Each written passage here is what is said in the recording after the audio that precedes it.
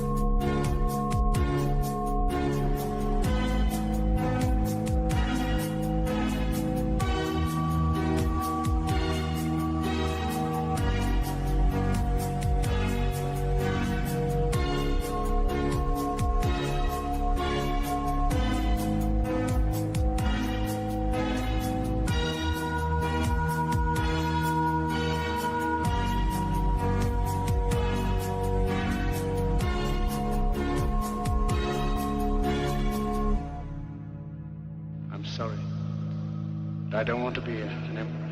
That's not my business. I don't want to rule or conquer anyone. I should like to help everyone if possible. Jew, Gentile, black man, white. We all want to help one another. Human beings are like that. We want to live by each other's happiness, not by each other's misery. We don't want to hate and despise one another. In this world there's room for everyone, and the good earth is rich and can provide for everyone. The way of life can be free and beautiful, but we have lost the way.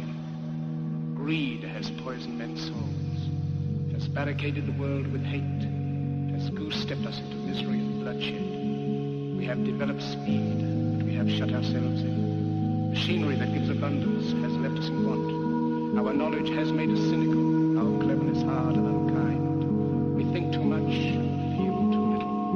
More than machinery, we need humanity. More than cleverness, we need kindness, gentleness. Without these qualities, life will be violent. All will be lost. The aeroplane and the radio have brought us closer together. The very nature of these inventions cries out for the goodness of men, cries out for universal brotherhood, for the unity of us all. Even now, my voice is reaching millions throughout the world. Millions of despairing men, women, and little children, victims of a system that makes men torture.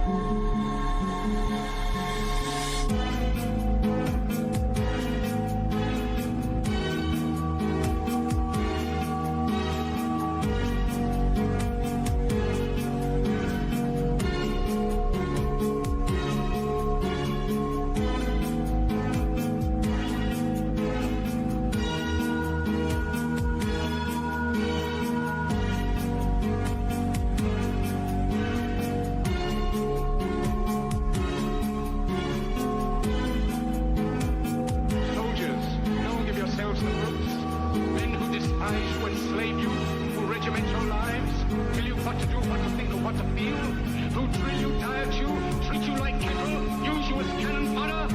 Don't give yourselves to these unnatural men, machine men with machine minds and machine hearts. You are not machines, you are not cattle, you are men. You have the love of humanity in your hearts. You don't hate, only the unloved hate, the unloved and the unnatural. Soldiers, don't fight for slavery, fight for liberty. In the 17th chapter of St. Luke is written, the kingdom of God is within man, not one man nor a group of men, but in all men, in you. You, the people, have the power to create machines, the power to create happiness. You, the people, have the power to make this life free and beautiful, to make this life a wonderful adventure. Then in the name of democracy, let us use that power. Let us all unite.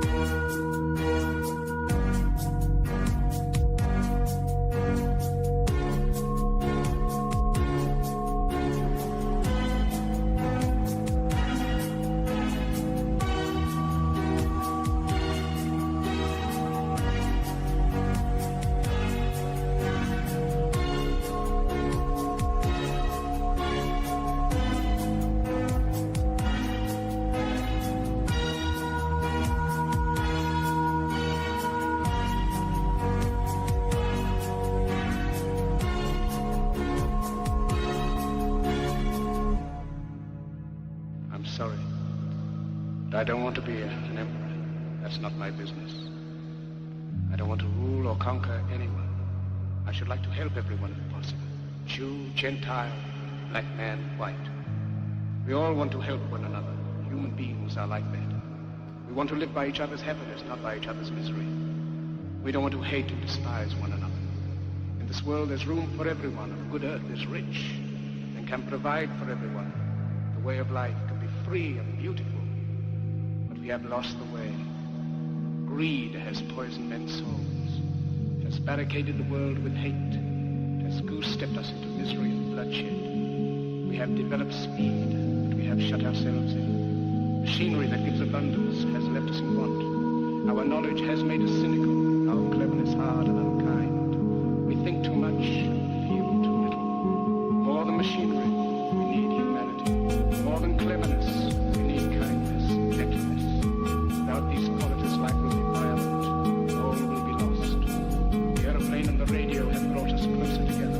The very nature of these inventions cries out for the goodness of men, cries out for universal brotherhood, for the unity of us all. Even now, my voice is reaching millions throughout the world. Millions of despairing men, women, and little children, victims of a system that makes men torture.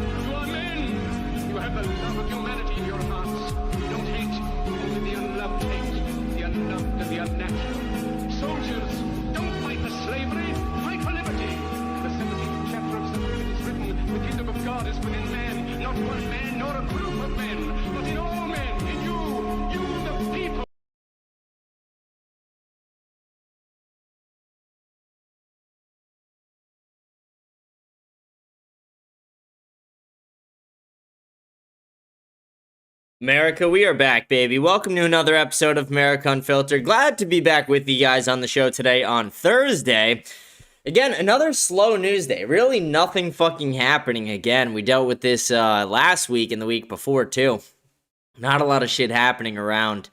And it looks like we're on the brink of going to bomb Iran. We've talked about that a good bit, but to be honest, we can't just repeat the same things over and over again every single night about it. So, while there is not many new developments there, what we are going to be doing on the show today is talking about Candace Owens and Erika Kirk. And not only are we going to be talking about it, we're also going to be doing a review of Candace Owens' second episode of her series about Erika Kirk, The Bride of Charlie Kirk, I think it's called that. I didn't like the first one, I'm going to be honest. I didn't like it. I didn't see anything there that was of value. Maybe in the second one, maybe she saved it for the second day. Maybe. Maybe. Like a stupid bitch, she saved all the information for a second day. So we'll see. We'll check it out. But again, I'm going to say the same thing I said yesterday. I will go into it with an open mind. As somebody who is extremely critical of Candace, not for the reasons that a lot of people are, but for the reason that I just think she's a fucking retard. And then as somebody who is extremely critical of the Zionist movement and as someone who's extremely critical of people like Ben Shapiro, Laura Loomer, Andrew Colville, all these people who are directly going at Candace, I don't know. I feel like I said, I'm not the worst person in the world to go and do a review of this because, like I said, I don't like both sides. I liked Charlie. I disagreed with him on some stuff, but I don't like either side of this, so I feel like I'm not the worst person to go and review it. So like I said, I'm going to go in with an open mind, but before we do that, there are a couple things I want to show and talk about too. Some smaller things that are happening, and one of the things is, I guess this isn't that small, but there's really, we'll probably spend just a very short amount of time talking about it. Nick Shirley, as you guys know, Nick Shirley exposed the Somalian fraud, the billions of dollars of Somalian fraud that was happening in the state of Minnesota. And this got major coverage. I mean, everybody picked it up. You know, the Elon Musk crew, the old PayPal mafia, they picked it up. Fox News had him on for segments. Rumble was like, we're going to give you a fucking deal.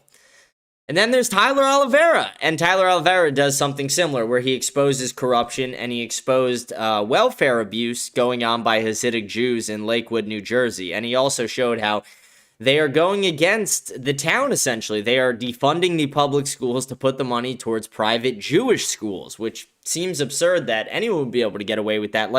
I just want anyone to picture, there are Jews complaining about this, and it's like, if Somalians were taking money out of public schools and putting it towards, a private Muslim Somalian school, how would you feel about that? Because I'd be pretty pissed, and I feel the exact same way when it's Hasidic Jews, so I find it very interesting, the media's reaction to this, but I'm also not that shocked at the same time, because what we're seeing and what I'm going to show you guys today is people trying to, just as fast as they prop Nick Shirley up, they're now trying to tear him down. Nick Shirley came out in support of Tyler Oliveira's video, and I'm going to show you it right here, actually. Let's pull it up really quick. This is it. So Tyler Oliveira tweets, "Hello, Goyim. I have released a 73-minute long documentary on New Jersey's Jewish invasion."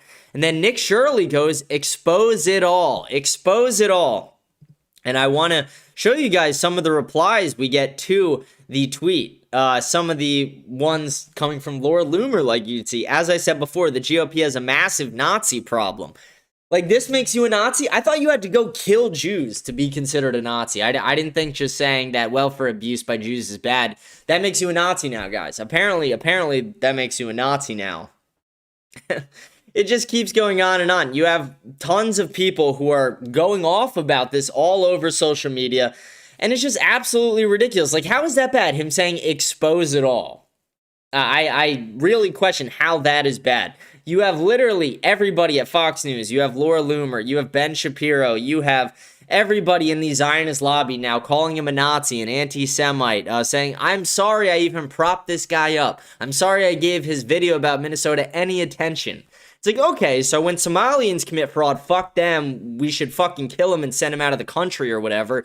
But when Jews do it, we're anti-Semitic Nazis who want to kill all of you. Fuck off. It's so fucking annoying, and the double standard is too fucking real. And even Nick Fuentes had something to say about it. He came in, he said the conservative movement is falling out of love with Nick Shirley because he expressed support for Tyler Oliveira, who exposed fraud in the Jewish community. They actually believe that the rules just shouldn't apply to Jewish people. The double standard couldn't be clearer. And this is exactly how I feel. Nick hit the nail right on the fucking head here. It's absolutely absurd. Like I said, you literally have these Somalians rape, robbing, and looting people of their sovereignty and of their taxpayer dollars. But then when Jews do it, it's like, okay, you're an anti-Semite for pointing that out. The fact that you would even talk about Jewish people and not kiss their asses in the back of their balls just shows that you're a rogue anti-Semite and you're a fucking Nazi. And it's like, okay, like, really? Calm down, bitch. Take a fucking second, take a breath, and just realize that you're a stupid bitch. Like, Laura Loomer, I'm talking to you. You're a stupid bitch. You're a dumb cunt, Laura Loomer. I just don't like her. Like, there's nothing to like about her. I mean, this bitch is so stupid. She got convinced to eat dog food on her show. Like, someone as a prank sent dog food, and they're like, you gotta eat this on your show. She ate it. She ate dog food on her show. Same woman making out with her dog who has that toothitis, whatever. The fucking smells bad-itis. Whatever it is that her dog has. This woman's disgusting. And not only that, Laura Loomer's the same woman who can't buy a gun because she was committed. And I talked about a lot of this stuff previously. I brought up a lot of these points many times on the show before, but we just have to re-emphasize some of them when something like this is happening. And I kind of thought this might happen. I didn't see the Nick Shirley angle. I will say that. That's new, but I knew Tyler Oliveira would get an extreme amount of backlash. He even got his Patreon channel nuked, like I talked about when we did the review of that video. But now, I mean, let me see. Let me try and get some more of these pulled up, because it's actually fucking absurd the way some people are talking about Nick Shirley right now. Let me get it pulled up. Let me search it right here.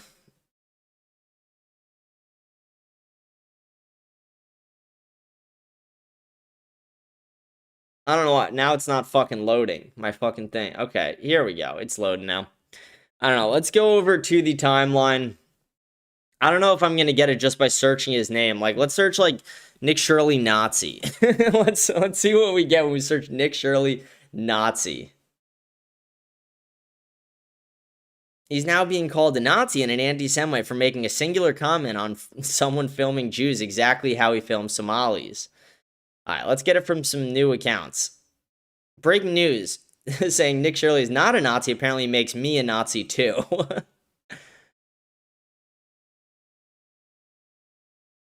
Where was this guy? What's this guy's fucking name? This guy right here. Nick Shirley is officially a Jewish supremacist for exposing billions of dollars in fraud by Somalis. But then you go to his, like, replies today, this same fucking retard. Let's see if I can find some. Or maybe their original posts. I don't know if they're going to be under replies, to be honest. We're kind of just looking right here for them. Alright, where was I? I saw about 40 fucking tweets from this guy today about Nick Shirley. No way this guy scrubbed them. Maybe I'm just retarded and not looking back far enough.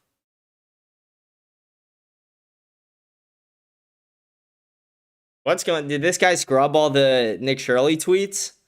Oh, maybe not. Tyler showed how people abuse welfare programs. Words matter. Nick Shirley investigated and exposed fraud is declared national hero. Tyler Oliveira investigated and exposed fraud is completely demonetized. Anti-Semitism is so dangerous because it's rooted in lies and smears. The best way to fight is to expose anti-Semites as liars, not as people who don't like Jews.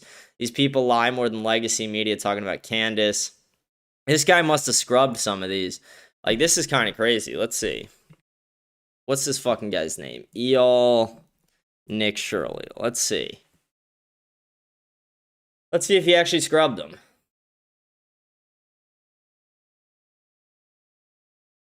Yeah, kind of. I'm not seeing them. I saw about 40 fucking tweets from this guy today. That's kind of crazy. Wow. Okay. I thought maybe we'd have some more entertaining there, but we didn't really get it. But I thought that was interesting. Like I said, just as fast as they propped Nick Shirley up to be their hero, he exposed the disgusting shithole Somalians, the black Somalians. And it's so funny because it's like, it kind of shows you that none of these people actually give a fuck about the way. Like, for me, I care about the fraud. I care about people defrauding Americans, whether it's through welfare or through whatever the fuck. I care that people are defrauding Americans and the American taxpayer. But it's so clear that the Zionists don't give a shit. The Zionists just hate the fucking Muslim Somalis. That's it. They just hate them because they're Muslim Somalis. They hate them because they're black. They hate them because they're Muslim. They hate them because where they're from. That's literally all this is about. And it's so fucking clear. Because if it was actually about fraud, if it was actually about abuse, and it was about the American taxpayer and saving them money, they would be condemning this. They would be mad at it. They would be mad that people are abusing welfare. They would be mad that people are having 14 kids when they can afford more like 1 or 2. They would be mad at these people, but they are not. They would be mad that they are taking money out of private or public schools to give money to private Jewish schools. They would be mad about that. Like, imagine you took money out of your private or public schools to give money to private Muslim schools. They would not be cool with that, but they're cool with it when it's Jews. So it's very clear that the Zionist agenda is blowing up. It's very clear that these people, the entire Zionist lobby, is blowing up right now, that they are imploding. They are literally crashing out over this guy saying, expose it all. What's wrong with that statement? Expose all the fraud. I fail to see what is wrong with that statement. There's another really small thing I don't know. I thought it was kind of funny that I saw that. I was like, okay, maybe we'll show it on the show. I don't know if we'll play around with it.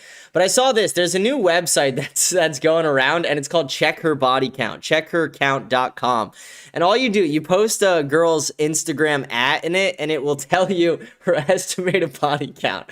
And it's probably not legit, but it's still kind of funny when you think about it. Like, let's do like a fun one. Let's do Candace Owens here. Let's go to her page. Copy your link. Let's go. Let's see what Candace Owens' projected body count is. 37, you slut. Holy shit. 37. What is she, fucking the whole team? That's crazy. That's half an NFL roster. That's insane. Okay, let's see if we can get some other dumb bitch. Who else can we check out? Who else's body count? Let's scroll the timeline for a second. Ella M. Rizzi. Let's see. Okay, this is a woman who goes out there and says she has a very low body count. So let's see what this website says about her. 4. Okay, maybe this website's onto something. Maybe it's accurate. Holy shit. Okay, let's keep checking for a second. Let's check. I don't really follow a lot of women, so this is going to be hard. Okay, here's one. Is an engaged one. Maybe married, maybe engaged, not 100% sure. 23. Oof. Not beating the allegations. Again, we don't know anything. This is just estimations. But still, it's kind of funny that someone made this. Someone made this. Let's check this one. This is the Groy Bet chick.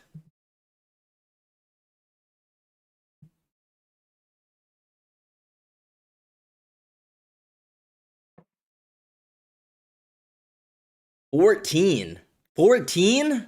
That's crazy. Not gonna make it. Not beating the allegations. That's slut material. 14 body count. That's crazy. That's more people than people on the court during an active NBA game. Like, that's insane. You got to think about some of these things in sports terms sometimes to really put it in perspective. Like, when you meet a woman who's like, yeah, I have a body count over 22. It's like, okay, just think about like an NFL football field. Think about the defense and the offense. That's 22 people right there. She's fucked them all. Like, anything over 10, like 10 people on an NBA court at a time. And then you even add the refs. It's like, this woman's fucked the whole both NBA teams and the refs. Like, that's crazy. That's how you got to think about these things. We got some people in the live chat. Someone goes, do you wear crazy dress socks? I never have, but a lot of people I know do. I just wear all black.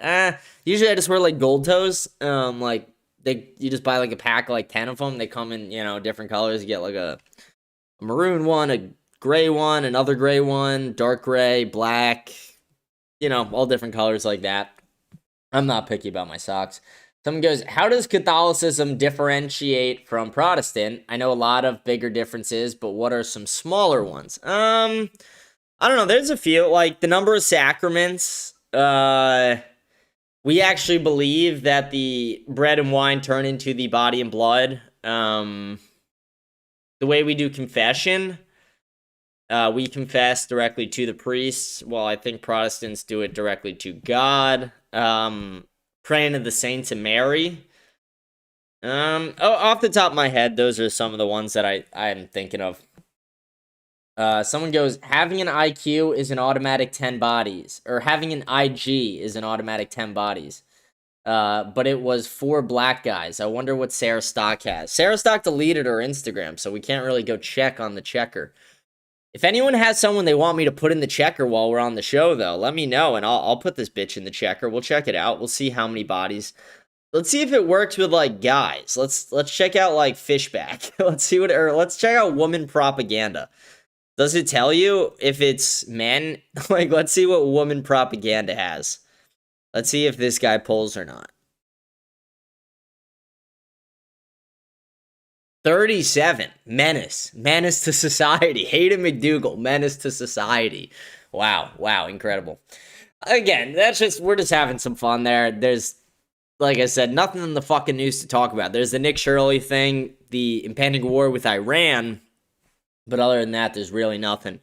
But what, like I said, what we are going to do today is do the review of Candace Owens' newest video. We're going to watch it live on the show, like I said. So I'm excited to watch that with you guys. I haven't watched it yet. It'll be the first time I'm watching it with you guys.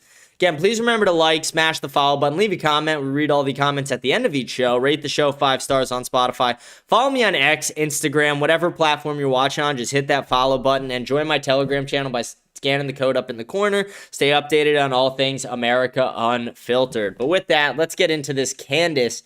Thing. Here we go. We're gonna start it. Getting it pulled up for you guys. I'm excited for this. Like I said, I didn't love the first one. I really thought it was like, there wasn't any breaking details. There was nothing major in it. There's nothing that I was like, holy shit, like what? It's like, I don't know, Candace is doing the thing like Erika was a boy. Like, it's like, okay. Does Erika have a penis now, too? Are you gonna find Erika's penis? Like, what's going on? But we'll see. Like I said, I'm gonna give her the benefit of the doubt. I'm gonna walk into this, I'm gonna watch this with an open mind, but I am gonna be extremely critical of things that I find to be retarded. Never gonna back down from that challenge, but let's check it out. Candace Owens versus Erika Kirk, part 2, day 2, slow news week. Number whatever the fuck, I don't even know. It's been so fucking long of slow news. We had like 2 days where it was like on fire. We had topic, you know, but now it's like, okay, like if an apple fell out of a tree, that would be breaking news today. There's literally nothing going on, but here we go. Let's see, what's this one called? Dr. Jerry and Mrs. Hyde, Bride of Charlie, episode 2. Episode 2 of 3, I'm pretty sure, but let's see where it goes. All right, you guys. Now, I know a lot of American grandparents woke up a little bit confused this morning, wondering why their grandchildren are suddenly referring to them as far, far, and more far. I'm proud of us. We classed up, America. We're taking that. We're taking that from Sweden. This series is maybe dedicated to all the far, fars and more fars out.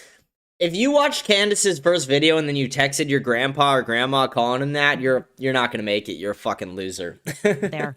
I was actually speaking to one of Erika's exes, and he told me a pretty interesting story. I thought it was very interesting. Aside from offering the standard, I do not recognize who this human is at all anymore. I don't recognize the person that she is pretending to be. She's very different when we dated. Everyone says that across the board when you ask them about their relationship with Erika. But he did tell me another interesting little tidbit, a little anecdote. One morning, he would often, I guess, speak to Erika about how close he was with his grandfather. His grandfather had already passed. He's dating Erika, and she's getting to know him and his life and the things that matter to him. And he says that one morning, Erika wakes up, and she tells him that his grandfather, who has passed and who he adored, came to her in a dream with a message. And he just thought that was quite odd. I thought that was an interesting story. It tells us a little bit about Erika because that is a psychology of sorts.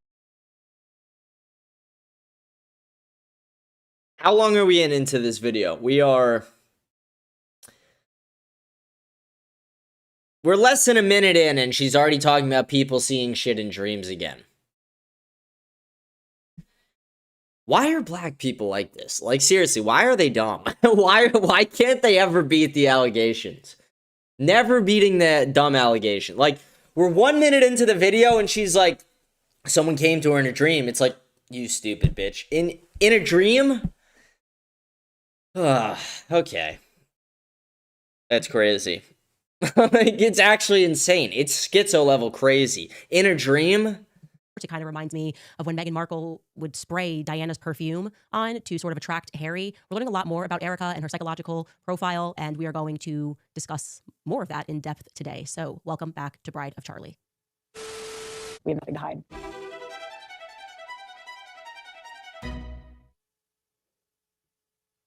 Okay, so on background, I don't know how far down various rabbit holes you have gone, but if you are a regular viewer of the show, then you are very familiar with the name Aleister Crowley. If you are not, please, in your spare time, hit Wikipedia, read maybe Hollywood Babylon, Chaos. Look, the short and the thick of it is the elites practice occult sex magic. You just got to accept that that is a circumstance at the top. They've been doing that for a long time. They get together and they have these satanic sex parties where they try to summon various demons. That sounds crazy, I know, but it's real. It's right there in your face if you just look into history a tiny bit. And Aleister Crowley, who was once termed the world's wickedest man, would host these parties all across the world, and he even created his own religion around it. Science of Thelema, black magic. There are so many stories out there regarding Aleister Crowley attempting to summon various demons. In France, he tried to summon Pan, I think in Paris, and many times people would end up in the hospital. But probably the one story that ranks supreme is something that happened in 1923 in Sicily with one of his acolytes. Aleister Crowley was sort of grooming a young Oxford student to become his magical heir. He saw this young Oxford student and said, "You've got it. You're amazing. Come down to Sicily and let's try to do some spells together." This was a 23-year-old student, okay? Aleister Crowley thinks he has the it factor. They go down to Sicily and the kid ends up dead.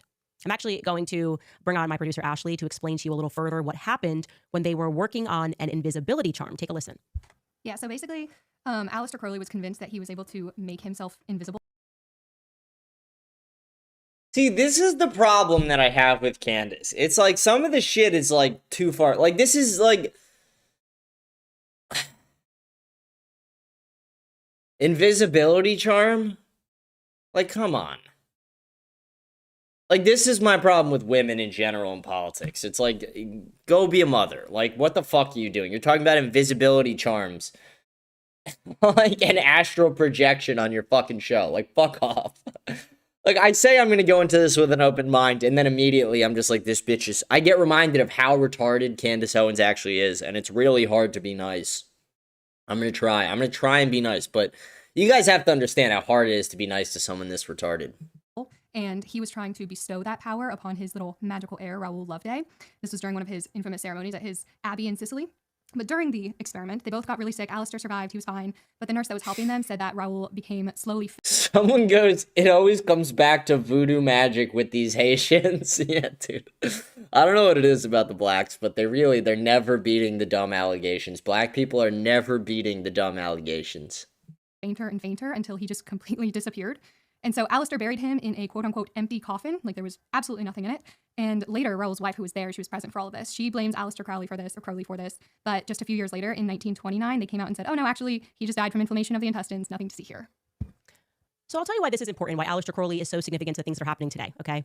What ended up happening was Mussolini, the evil fascist, kicked him out of the country for being a Satanist. Fortunately for Aleister Crowley, this didn't actually matter because he was friends with the elites all over the world, including, and this is just a historical fact, a woman by the name of Pauline Robinson, who would eventually... after spending time with her friend Aleister Crowley. Fellas, would or wouldn't? Would or wouldn't? I want to hear in the chat. Would or wouldn't? Would you or would you not? Would not. 8.5 months later, she gives birth to Barbara Bush. Okay? Would. I would. Aleister Crowley.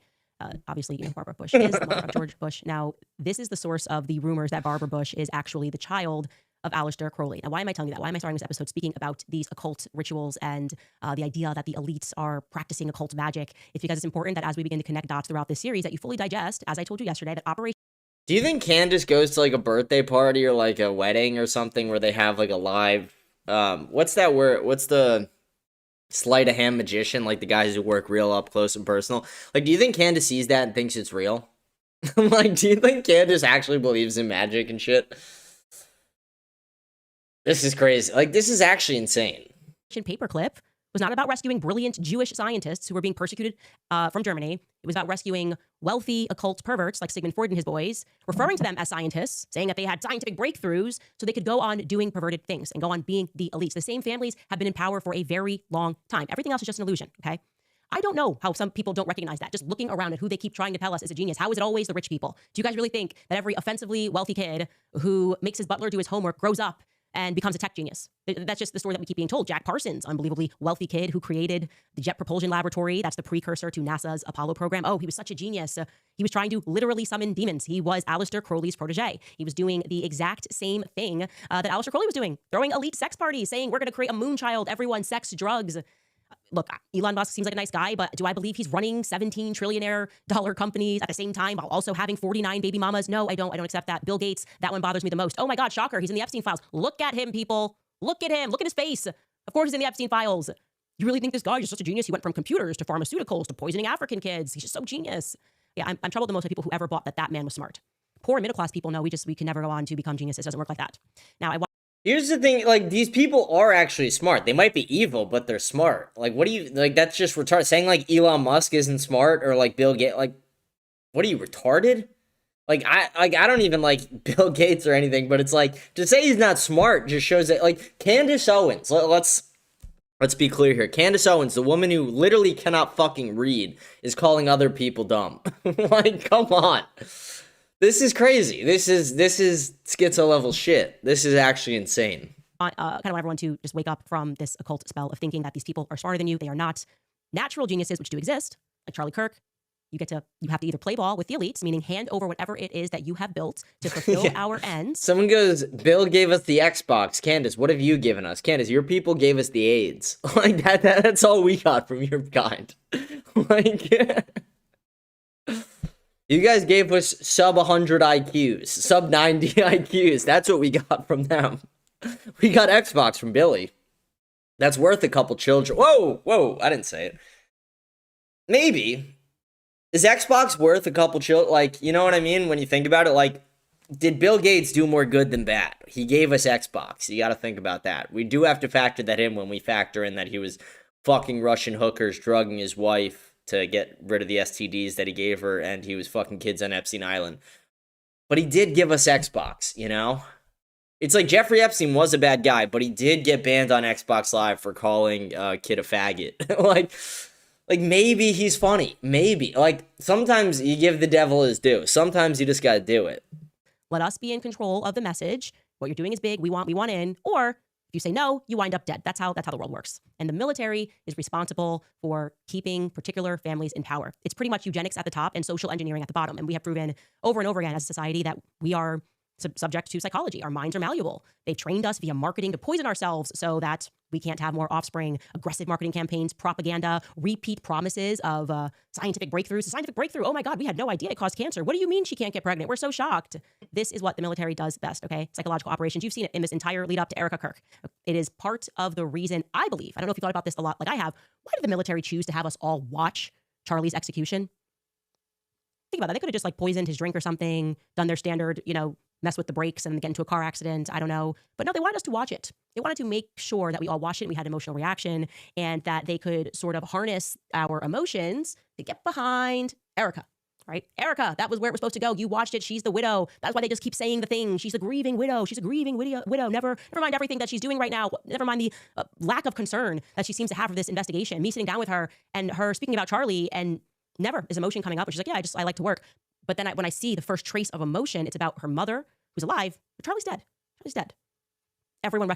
Someone goes, I take damage every time I listen to Candace. Yeah, I mean, I'd feel more retarded every single time I listen to her. I feel brain cells losing. I feel my brain cells killing themselves. They're actively tying nooses and jumping off chairs as I listen to this dumb bitch. It's crazy. Candace has the balls to call Bill Gates and Elon Musk dumb. This is the woman who says architecture. Like... This is the woman who can't pronounce a single fucking word. Actually, I almost started choking because I just thought of something so funny. I saw a video earlier today of Candace. It's an old video. It's from like 2024 or early 2025, but it's of Candace talking to one of her producers or something. And they're like, did you know that thunder is the sound of lightning? I never knew that until today. And it's like, you stupid bitch. You stupid bitch. It's so insane. I didn't know it. She didn't know till the age of 35 or whatever. But she has the balls to call like some of the richest and smartest people who've invented billion and trillion dollar companies basically stupid.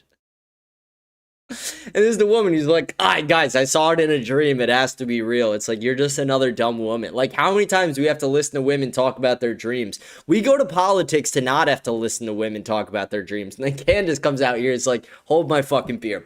Guys, you're not going to believe this fucking dream I had. Charlie came to me I was still begging to fuck him, but he turned me down again. But then Charlie told me who actually killed him. Like, it's a little weird. Candace is laying next to her husband, George Farmer, at night, and she's dreaming of another man. Like, I don't care what she told me that man told her in the dream. I would be like, you're dreaming of another man that you used to call your best friend? Bitch. Just get on top. Just start grounding, pound beating the fuck out of her. Sorry, Candace, I don't actually want to hit you, but sometimes a backhand might set you right. Honestly, George Farmer, message to you. Give your wife a backhand tonight. Set her straight a little bit, please. From the American taxpayer, I'm begging you. Recognize something was off about that. The way that they are defending her is crazy. I've never seen anything like it. I could do 27,000 series, like I said, about Hillary Clinton. They wouldn't care. They wouldn't care at all. But Erika, my goodness, there is something there. You cannot touch or speak about it because, well, they cast a spell. What's wrong with you guys? Well, anyway, let's quickly recap the military connections that we've already established in the Erika Kirk story, right? So we learned that Erika was born at the Good Samaritan Hospital on either the 20th or the 22nd of November of 1988. Anyone who someone goes, black men are laughing at us for taking her seriously. Anyone who takes Candace seriously is a retard. Like, I'm watching this just because there's literally no fucking news. And I think Candace is a retard. But at the same time, I think a lot of the people who are, like, on the social media binge to, like, really try and go at her, I don't like them either. So, I don't know. I figured, why not? Let's do a review of it. I'm right in the middle where I hate both sides. So it's like, why not? Depends on who's telling the story. Is it Erika? Is it Lori? Is it Erika's dad? A hospital graciously gifted by the Marine Corps after they were kind of caught experimenting on human brains, because who among us hasn't been caught experimenting on human brains unethically? Youth, I guess, is wasted on the young. You should also know that Far, Carl Kenneth, was himself a military man. He served in the Army Corps of Engineers. And I have to tell you, having looked through so many people's stories, I do believe that the Army Corps of Engineers is not always engineering, planes. I think sometimes they're just engineering society. Social engineering is what they're into. I'm not speaking about Carl Kenneth specifically, but that's very obviously one element of our military. Now, Erika's father and her mother, Lori and Kent Fronsfay, as we learned, were married in Marblehead, Massachusetts. We still cannot find a single shred of proof regarding that union having taken place, but we do acknowledge that it is the birthplace of the Marine Corps aviation, although whether that marriage took place in the 80s, whether that marriage took place in the 90s, or whether that marriage took place at all, we will see if we can discover throughout this series. But today, I would like to discuss with you guys Kent Fronsfay's first wife. This woman is very important. The woman that he married before Lori, in my opinion, is one of the more compelling characters in this story because she's very powerful, she's very connected, and she has quite a peculiar background. And ultimately, her life, despite the fact that she married Kent first, is going to plug right into Erika's life. This woman's name she died 2 years ago, Dr. Jerry Fronsfay. Look at Dr. Jerry Fronsfay. I'm going to tell you about Dr. Jerry Fronsfay. She keeps her name. She also dies in Arizona. Everybody's in Arizona. You would have no idea that these people were exes, and they seem to get along quite well. They keep doing business together. Well, Dr. Jerry was born Jerry Pitts in 1943. She was born into a very strict Mormon household. Yeah, fun fact, Erika's father was at first married to a Mormon before he got together with Lori. Jerry's Mormon family is from Arizona, a very powerful Mormon family, but she herself was raised in Indianapolis, Indiana. Jerry also happens to be a victim of child rape. Okay, now she's going to tell the story in a different way. She's almost going to, when she retells the story, what was he wearing? Make it sound like a love story. It's weird to me. I don't think a person should be trying to normalize child rape, or if they do, they probably shouldn't hold any future positions of power over children. Would you agree? Well, I'll let Jerry tell it. Let's read a bit of this article from 1981 where she... Does this mean because I've told a few rape jokes I can never get a job on school board? Is that what that means? Is that what Candace is? Is this a message to me? Feels like it. Counts her own Feels history. personal. Tells us that at 14, she ran away from a strict Mormon upbringing in Indianapolis to get married. She says, quote, "I was a straight A student and was about to get the worst mark of my life, a C in algebra," Fronsfay said in an interview. "I couldn't face my parents. I loved my boyfriend. We saw an opportunity and we took it.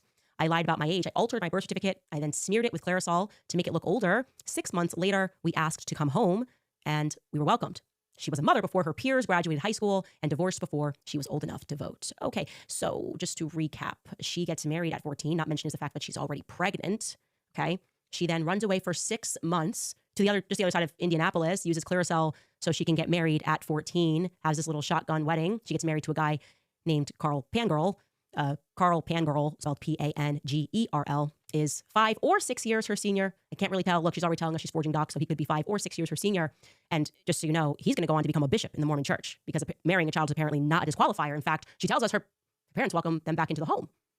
Okay. Who's the old king of rock and roll? Elvis Presley, who married a 14-year-old. I'm not saying it's okay. I'm just saying it's like people can go on and have decent careers after they do that. Like Elvis did it. Like, and nobody shits on him. Nobody shits on Elvis for it either. It's kind of funny. You just got away with it.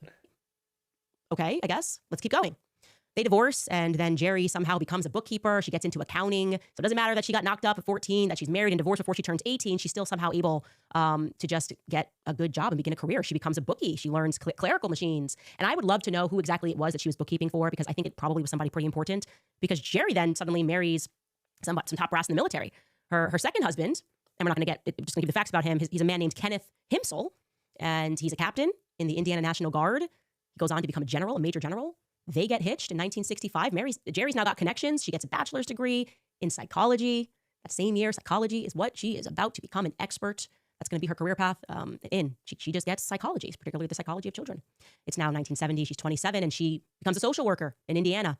And instantly in my mind, and I get it, I'm a conspiracy theorist, but I'm pretty obsessed with MKUltra. I don't love anybody that was a psychologist in the 70s, especially one that's connected to the military, especially someone that's connected to the military in Indiana who happens to be a victim of child rape herself. I'm not loving it. A lot of red flags here. It's immediately suspicious because MKUltra was in full swing. And if you did not know, Indiana was a major hub for MKUltra action. The universities in Indiana were factually involved in experimentation. In fact, Indiana was actually the place that the government manufactured the LSD to drug people with for their experiments. You can thank Indiana for the hippies movement. Thank you, Indiana.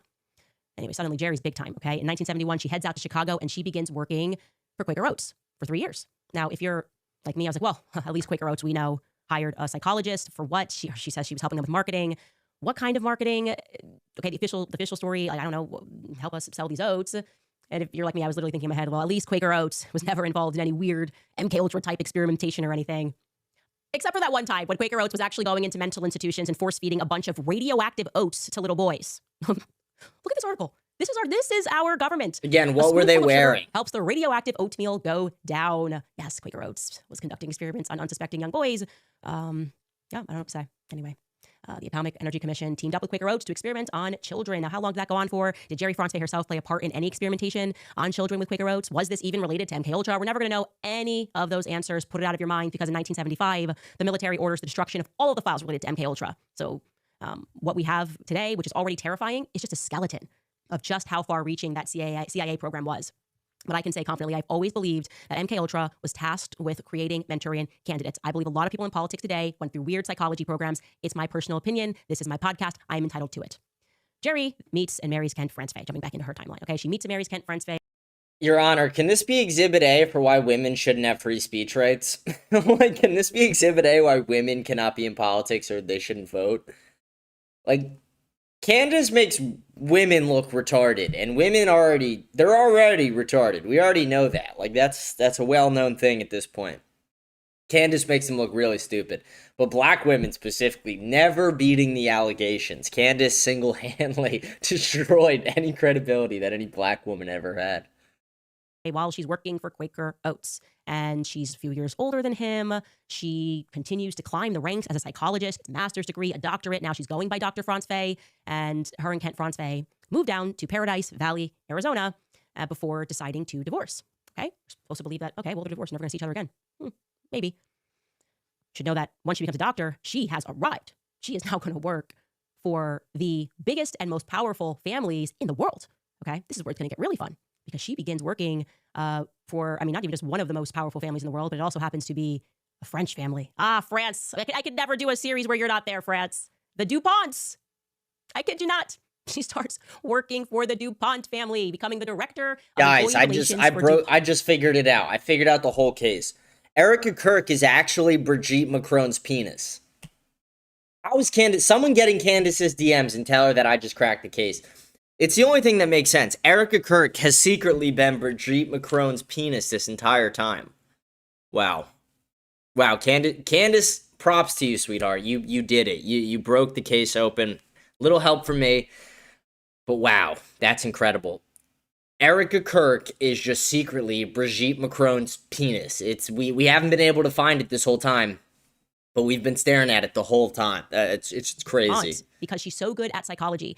She gets into organizational psychology. She is tasked effectively, I would say, with finding the psychopaths that should head up the corporations that are run by the elite bloodlines. She goes into partnership working for the DuPont. Now, in case you forgot, they're also just mass poisoning people. That's what they've done for a very long time. If the lawsuits are telling us anything about, they have innumerable lawsuits related to them poisoning the population, giving people cancer. Jerry's apparently a good fit.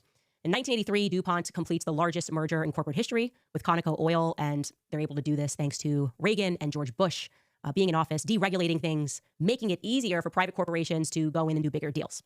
Of course, we know DuPont then moves those headquarters to Wilmington, Delaware.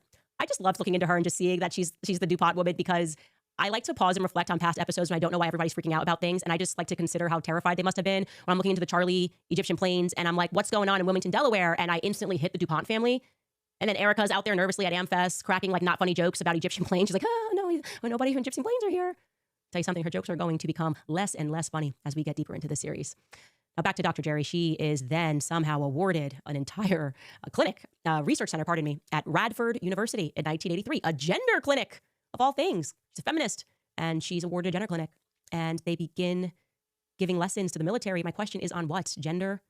Why do we need a research facility? Oh, I know why. The reason, and so you need to understand how the world works. The reason why companies might be interested in having people that will come up with BS research for them is because government and corporations have to produce completely fictitious academic reports and studies to justify the psychopathic things that they're doing to us worldwide. Okay, you got to have the experts. You got to have the psychopathic experts that will produce the reports so that people in power can just unilaterally force things across the population, like the COVID vaccine. Oh, well, Dr. So-and-so, oh, Dr. France maybe says that if you don't get the vaccine, it's because you're a psychopath. If you don't line up and get the shot, it's because you're crazy and she's an expert.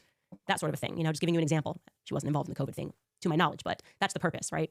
And Dr. Jerry France becomes that sort of an expert with ties to the most powerful families in America and France. She also, by the way, happens to be a total and complete fraud. I am confident that Jerry France is a fraud, okay? Fraud, capital F, fraud. How do I know?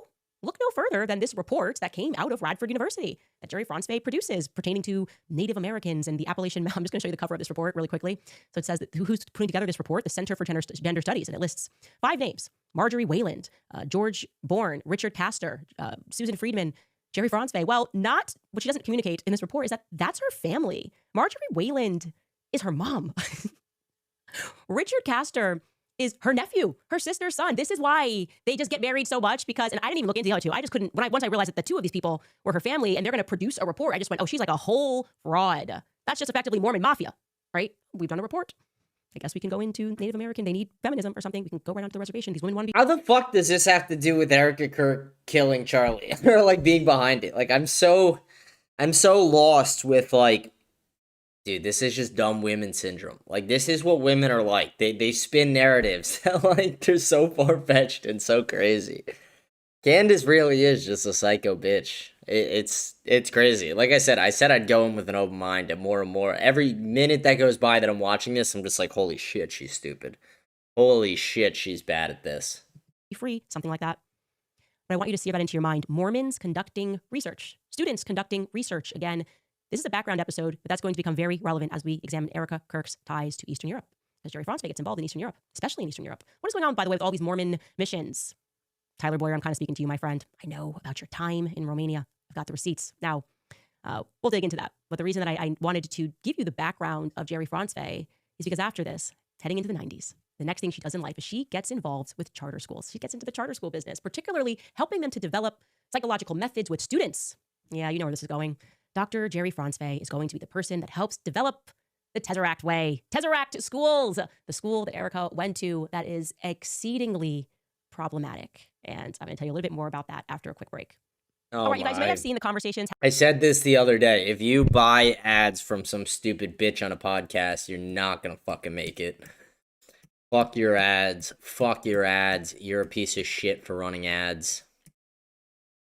Fuck you. Like, and so many of them, too. Like, fuck off. Holy shit. Not an exaggeration whatsoever for me to suggest that the Tesseract school, when you look at the people that are involved, very much, you can view it as almost a child psychological experiment. I'm going to introduce those individuals to you. Let's just recap Tesseract school in general. We've already informed you, Erika will be there from 1993 to 1999. We showed you this photo of her in the first grade. We also then showed you this photo of Erika in the second grade. Erika, by the way, I should note, because we got some comments about this, she has spoken about how her mother chopped her hair off. So that is a known thing because she didn't know how to do her hair. I'm actually inclined to think that it was because her dad was taking care of her at that time. I'm not positive about that, but that would It's just a definitely make bowl sense cut. because That's these are just a the bowl years that she has cut. stayed home dad. Third grade photo. We have here Erika in this Someone goes, Kai Schwimmer killed Charlie Kirk. Dude, Kai Schwimmer's the man. I love Kai. W. Kai. school. This is without question a school that is being designed by the elites. It is backed by the Bushes and the Waltons. They, among other elite families, they are, again, kind of getting into government money in a way, pioneering charter schools. You give us the tax dollars and we'll show you a better way to use them. Government schools are failing, right? We're always in that right versus left false dialectic, but the same families are benefiting from it. We're going to use this government money. Okay.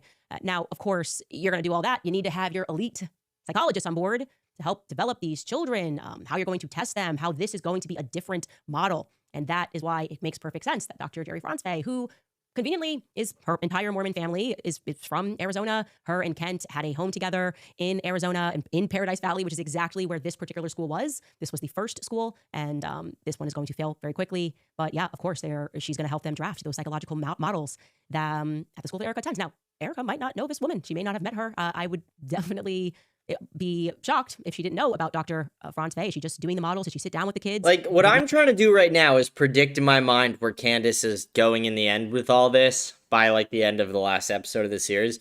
And, like, is she trying to pitch that Erika from birth was groomed to marry into political power and then kill them to take the political power? Like, I just don't understand what angle she's taking. And it seems like she's leaving it super vague, so that way she has room to maneuver. Which is, again, just means she doesn't have shit. It means she doesn't have any actual facts or evidence. Like, this is nothing. Everything you're reporting on in episode 1 and this episode so far is nothing. Like, what the fuck is this? What happened to the time travel in Egyptian planes? Like, what happened to all, like, every theory? What happened to the maroon shirts? What happened to the fucking palm pistol? What happened to the energy weapons or the trap door? Like, I don't know. It's wild to see. Maybe all her theories fell apart too fast. She's like, I gotta be more vague now, so that way they can't pick apart my theories as easily. If they can't figure out what my theory even is, they can't pick it apart. Like, that's probably your thought process. Like, this is just dumb bitch syndrome. That's literally what this is. Someone goes, whether they are judges or podcasters, black women must cause chaos. Yeah, exactly. She showed us 2 bowl cuts. That's proof. Yeah, it's proof that Erika Kirk's a fucking dyke. like what the fuck? Like, this is nothing. We're getting nothing out of this. I'm honestly more inclined to believe what I think, where it's Erika Kirk is just Brigitte Macron's penis. Like, that's got to be true. That's got to be facts. No, but this is going to be how they handle these students is going to be described as the Tesseract way. Now, I want you to know who else is involved with this school, because if you think Dr. Jerry Franzwey is problematic, well, I told you already that John T. Goley is the CEO of Tesseract. He does that announcement about it with Jeb Bush, who is, supporting charter schools. Well, I told you John T. Goley, he was working with Roundup Monsanto on their launch. So I guess him and Jerry's with DuPont. That's a natural alliance, poisoning the population and getting away with it. But there's some other key players here. I really want you to know about this guy named Phil Bliss, who joins the board of Tesseract. Okay, Phil Bliss, here, over there in the corner. Phil Bliss, the board member, was involved with Stanford University in the 70s. I'm not going to say, yes, I am MK Ultra. Okay, he was known widely during that time as a drug counselor. Okay, everyone's taking LSD. You got the drug counselors, and he is also working with Stanford's Hospital for Addiction Research, right? He then co-founds a school in Palo Alto, which is called Mid-Peninsula High School. He installs himself as the principal of that school, and that school then has a shooting. In 1996, it turns out that the student that committed the shooting had been working with Philip Bliss through his depression. Okay, fantastic candidate. I don't know. I got a lot of questions about these psychologists. As I said in the first episode, when you look at all of these things that are happening, school shootings, behind everything is a psychologist. And like, what does that have to do with anything? So a psychologist failed with one of his patients and the guy ended up shooting up a school. That's not the first time that happened. I'm very sure of it. Prescription counter, truly. He also, on that same campus, by the way, he was on the board of a French-American school, so he also has French connections. Like, especially when you consider the fact that pretty much every single school shooting has involved someone using SSRIs. Like, it's not crazy to think they'd be going to see someone like that's just, again, like, not a good, like, what is this connection? What is this? Like, I think Candace just tried to learn everything she could about Erika's life, and now she's just putting it out there, trying to see if any of her viewers can figure something out, and she doesn't know anything. Like, Candace it's clear she doesn't know what the fuck she's even talking about. She has no real theory in her mind that's actually sticking. Right now in my life. The person who is going to be running the school as the executive director is a woman named Jill Kessler. She's the executive director, and she says that she moved to Arizona for her husband's job, and he is a pediatric developmental behavioral pediatrician, whatever that means. Like, he specializes in children and behavior, essentially. So she is well. My math teacher in middle school was named something Kessler. Did I kill Charlie Kirk? Holy shit, was it me? Did I do it? I know a Kessler. That must mean that I'm connected to this somehow, and I am actually the shooter. Like, this is how Candace decides her theories, pretty much. Suited above her is Susan B. Silverstein, who is the vice president of development. I have a very strong indication of who Susan B. Silverstein is, but unless I'm certain, I'm not going to show the face and tell you the background. But yeah, we're just going to pause on that. But we had a strong suspicion about who Susan B. Silverstein is. Like I said, they have done a very good job of wiping anything and everything about this particular Tesseract in Paradise Valley, which eventually shuttered in 2000 from history. I mean, even books. They're like, this person wrote a book on the collapse of it. The book is just gone. You cannot find this book anywhere. I told you already that John Walton, obviously the son of Walmart founder Sam Walton, is a major investor, and he also sits on the board. And my viewpoint is that it is fair to suggest that the school, in and of itself, was a psychological experiment, and the school completely falls apart. There's accusations of financial impropriety, as well as the method which they used to track the success of the students. People said this is a complete scam. The way that you're doing the studies doesn't have any control. There's no control. And that would track with anything Dr. Jerry Franzway had her hands in, because she's a whole fraud. You can't just have your mommy doing experiments. Like, come on, man. You can't do this. You just can't do that. I also want to say, the only assumption she has she's a fraud is from that one piece of paper where her other family members were listed as some of the other people working on the same project. Like, that's not actual proof, sweetheart. Again, this is dumb black bitch syndrome. This I'm going to say without any names here, but the family that I received these yearbooks from, they had a child, multiple children actually at the school, and obviously the child is an adult today, and has always maintained that he was sexually abused by very specific people at the top of this school. Obviously, I'm not going to name those people. I know evidence of this. What was he wearing? Compelled to listen and also to believe that individual, because, well, child abuse and psychology go hand in hand. So even if I didn't have his account, I would not have doubted it. Dr. Jerry Franzway herself, by the way, was friends and colleagues with Dr. John Money, the notorious psychologist who was one of the fathers of transgenderism, who then it turned out notoriously abused children. If you guys don't know who I'm speaking about, as soon as Jerry Franzway opens the gender clinic at Radford University, or heads up the gender research center at Radford University, she brings over Dr. John Money. This is who Dr. John Money is. Take a listen.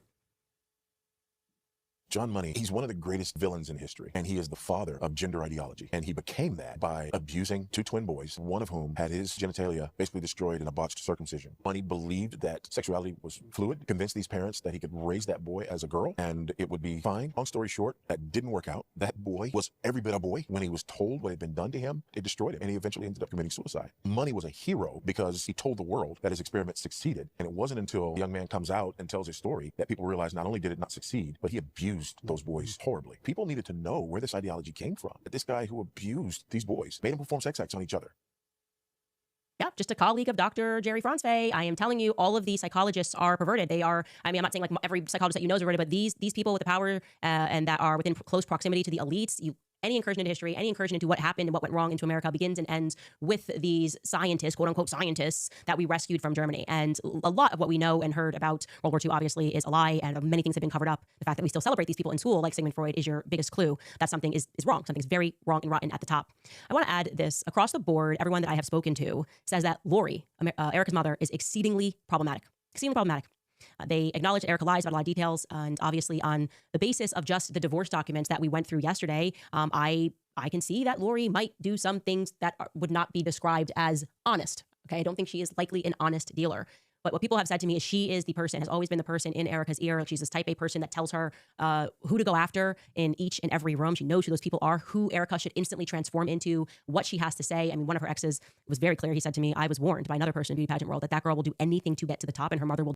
Yeah, but, like, that's not crazy to think that, like, an ex is talking negatively. Like, again, like, like, I'd be scared to hear what some of my exes had to say about me. Like, they're not going to talk very highly. It's obvious it didn't work out for a fucking reason, and a lot of times people do hold contempt for the person. They hold these negative feelings, so Just not crazy to me.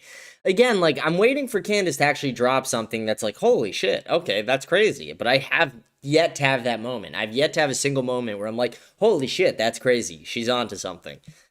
So I'm waiting for that. We're just waiting for that moment. Do anything to help her get to the top. Her mother herself, Lori, was a model, actually, at one point. So that hunger for Erika to get to the top, there is a connection just based on discussions I've had with multiple people to her mother. And I know that's an untouchable subject because there's always this, well, she's sick now. You can't talk about her mother at all. But to get into the Erika story, you have to know who Lori Frantzwey is, and you have to know who this cast of character is around her. And Erika is, without question, a climber. Okay? She is also, without question, willing to lie to make her mother look better. I mean, to say I grew up with a single mother is not true. So why is she saying it? Well, people suspect probably Lori is the person in her.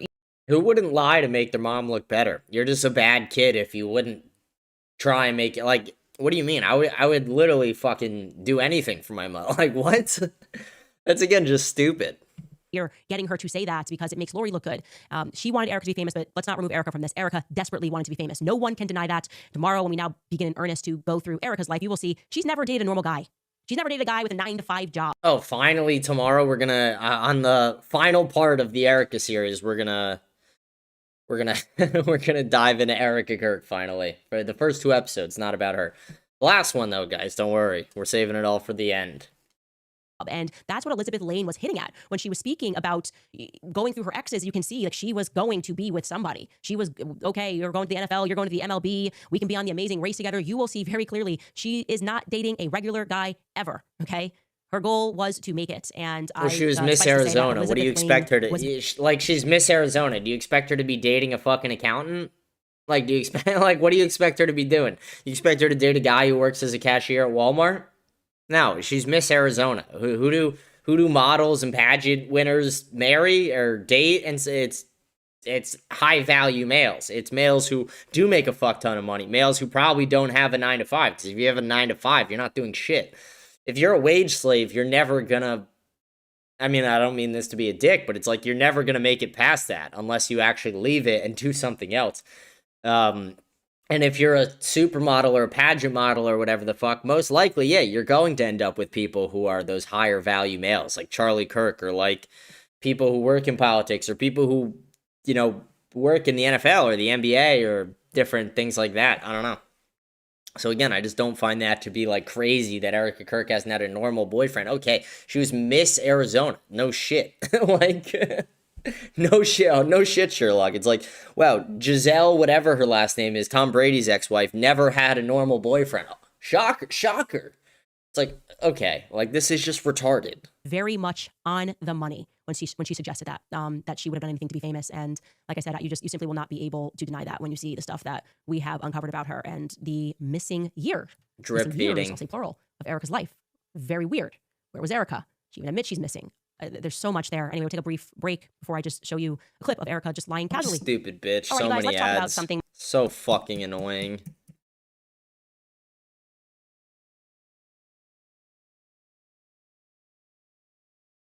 Relationship.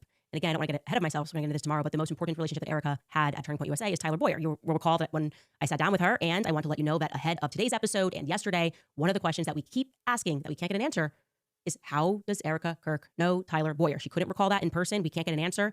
That seems to be something that she doesn't want to answer, right? But Tyler's a very significant person because he introduced her to Charlie. He set that up, right? Not a good guy, Tyler Boyer. And there was a rumor, which I will tell you what Turning Point's response was, but and it was stronger than a rumor. It was somebody very much in Charlie's life who said, had reached out to me and said that Charlie told this individual that he was establishing Doge because $10 million was missing. Okay? Heard that. I went to Justin Strife when there was communication between us two, the COO, and I specifically asked about that. I said, I heard this, and this person definitely knows Charlie and knows Erika. And, you know, is there any truth to this? They said, no, it's not true. Well, fast forward to today, and they've fired a lot of people, and, you know, a lot of people are speaking. And somebody who was within Turning Point USA confirmed to me that money was indeed missing out of Turning Point USA. I can back that up 100%, which is why I'm saying it publicly, that there were millions missing out of Turning Point USA. And they were wondering where that money was going. And they specifically said that the money was missing out of Turning Point Action, which is headed up by Tyler Boyer. The reason why I'm bringing that up, and the reason why it's coming to my mind, is because Tyler Boyer has a relationship with Lori. And Lori was put on board of, what's that company, whatever it's called, that collects data, and nobody really kind of knows what it does. Was it like AZ Tech or something like that? And I remember when I was sitting with Erika, she kind of brought this up, and she's like, a lot of people want to know why my mother was put on that board, but it was just because we needed a familiar name. That's what she said. Lori was put on the board because they needed a familiar name. I guess there's just not enough billionaires that donate to Turning Point USA for them to have put someone other than Lori, who we are told is very sick, by the way, and is very sick, but they had to. That's retarded. When you start a board, you put people you know and trust, and you would trust with your life on that board. That's how you don't get fucked. So again, that's not crazy that someone would put their mother on their board. Like, that's what CEOs do sometimes. They'll literally put their parents or their siblings on the board with them, so that way other people they bring into the company can't fuck them out of the company. Because you want to control the board. It's just how you control the board. Like, that's just a business tactic. So again, not crazy yet. That's still not crazy to me. They put her on the board of that company. It makes me wonder if that is true. And also, why Justin Strife has a different version of events than somebody else at the company regarding whether or not money was missing. There's a lot there that I feel needs to come out. I do not believe for a single second their version of events that Charlie established Doge 7 days before he died because he just wanted to feel like Elon Musk and use an expression. I don't buy that for even 1 second. So I do want to say that. And there is something casual about the way that Erika lies and how she lies about her background, how she lies about whether or not she's had boyfriends and date for 5 years. That's not true.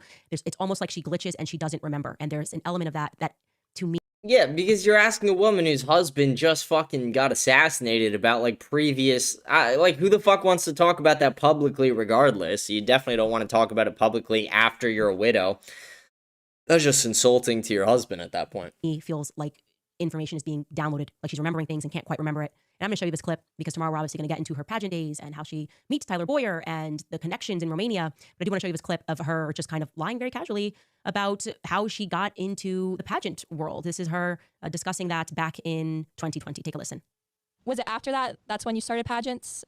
Or when did that come about? Right. So the pageant world to me is something that it was an interesting season of life. It was nothing that I was ever groomed for. It was nothing that was ever on my radar. I wanted to play professional basketball. Tomboy. That was my thing ever since I was 5. Like that was I wanted to play, and that was all I wanted to do. I was a gym rat, for lack of a better term. And I remember getting something in the mail when I had come home from school one summer, and it was like, hey, you should compete at Miss Arizona USA. Someone nominated you, and I was like, I don't know who would nominate me for that, but okay. So I shared it with my mom, and I was reviewing all the different things that you have to go through, and I thought to myself, if I were to ever win this, the most important thing out of it would be to be able to make a difference with the title. I don't care about the photo shoots. I just want to be able to overbook myself, being able to get involved with the local communities, with the local organizations that are actually making a difference. So the pageant world for me was something that was not a form of narcissism. It was more along the terms of being a steward for my state, especially as it hit our 100th year celebration. Yeah, that's not right. That's not true. Erika has been involved in pageants from the very beginning. Her mother is definitely the person who pushed that. I actually do believe that Erika loves basketball. There's no question she plays basketball. But this idea that she didn't want it is just not true. It's so objectively not true. Erika, without question, and anybody who's being objective and honest and looking at her history of the people that she dated and the people that she wanted to be in close proximity to, can guarantee to you that this girl wanted This is why women suck. I mean, this whole episode is why women are retarded. This is why I feel the way I do about them. Like, if this doesn't show you why women are retarded, then I don't know what else will. Be famous, like very badly wanted to be famous one way or the other. Don't want to get ahead of ourselves. Obviously, we unpacked a lot, but I just wanted to introduce you to Dr. Jerry Franzfey and that Tesseract School. And tomorrow we're going to really jump into Erika's pageant years and when she kind of, I would say, hits the map. I'm going to answer some of your comments when we come back after a short break. All right, you guys, between groceries, travel, All right, and... we're not doing her fucking comments or her ads. That's gonna be it for the reaction to her video. Holy shit, a big nothing burger again. 2 days in a row, nothing. Someone said Indian and Jews do it, so should we. What are you talking about, the board control? Yeah, I mean, that's just common sense. That's what you do. Like, I started a company out of college. Technically, like, even on small companies, or, you know, smaller mid-range businesses, you do have a board, or you should if you have, like, some investor. And I controlled the board. I literally had my mother and father. like that's what you do. That's what you do. That's just smart business. You don't want to get fucked out of a company you started or a company you're a big part of. So that's how you do it. Someone goes, the ad reads are crazy. Yeah, they're insane. Fuck ad reads. You're a cunt. It's like the most Jewish thing to do fucking 3 sets of ads and you do like 5 ads a piece in those sets. Like, that's literally the most Jewish thing ever. So it's just, fuck that. We don't need that. I'm not dealing with that today. But yeah, okay, so that's been, I don't know. Let's see if anything popped off on X. Like I said, it's been a slow news day, so like, really been nothing in the news. Let me see if anything has popped up.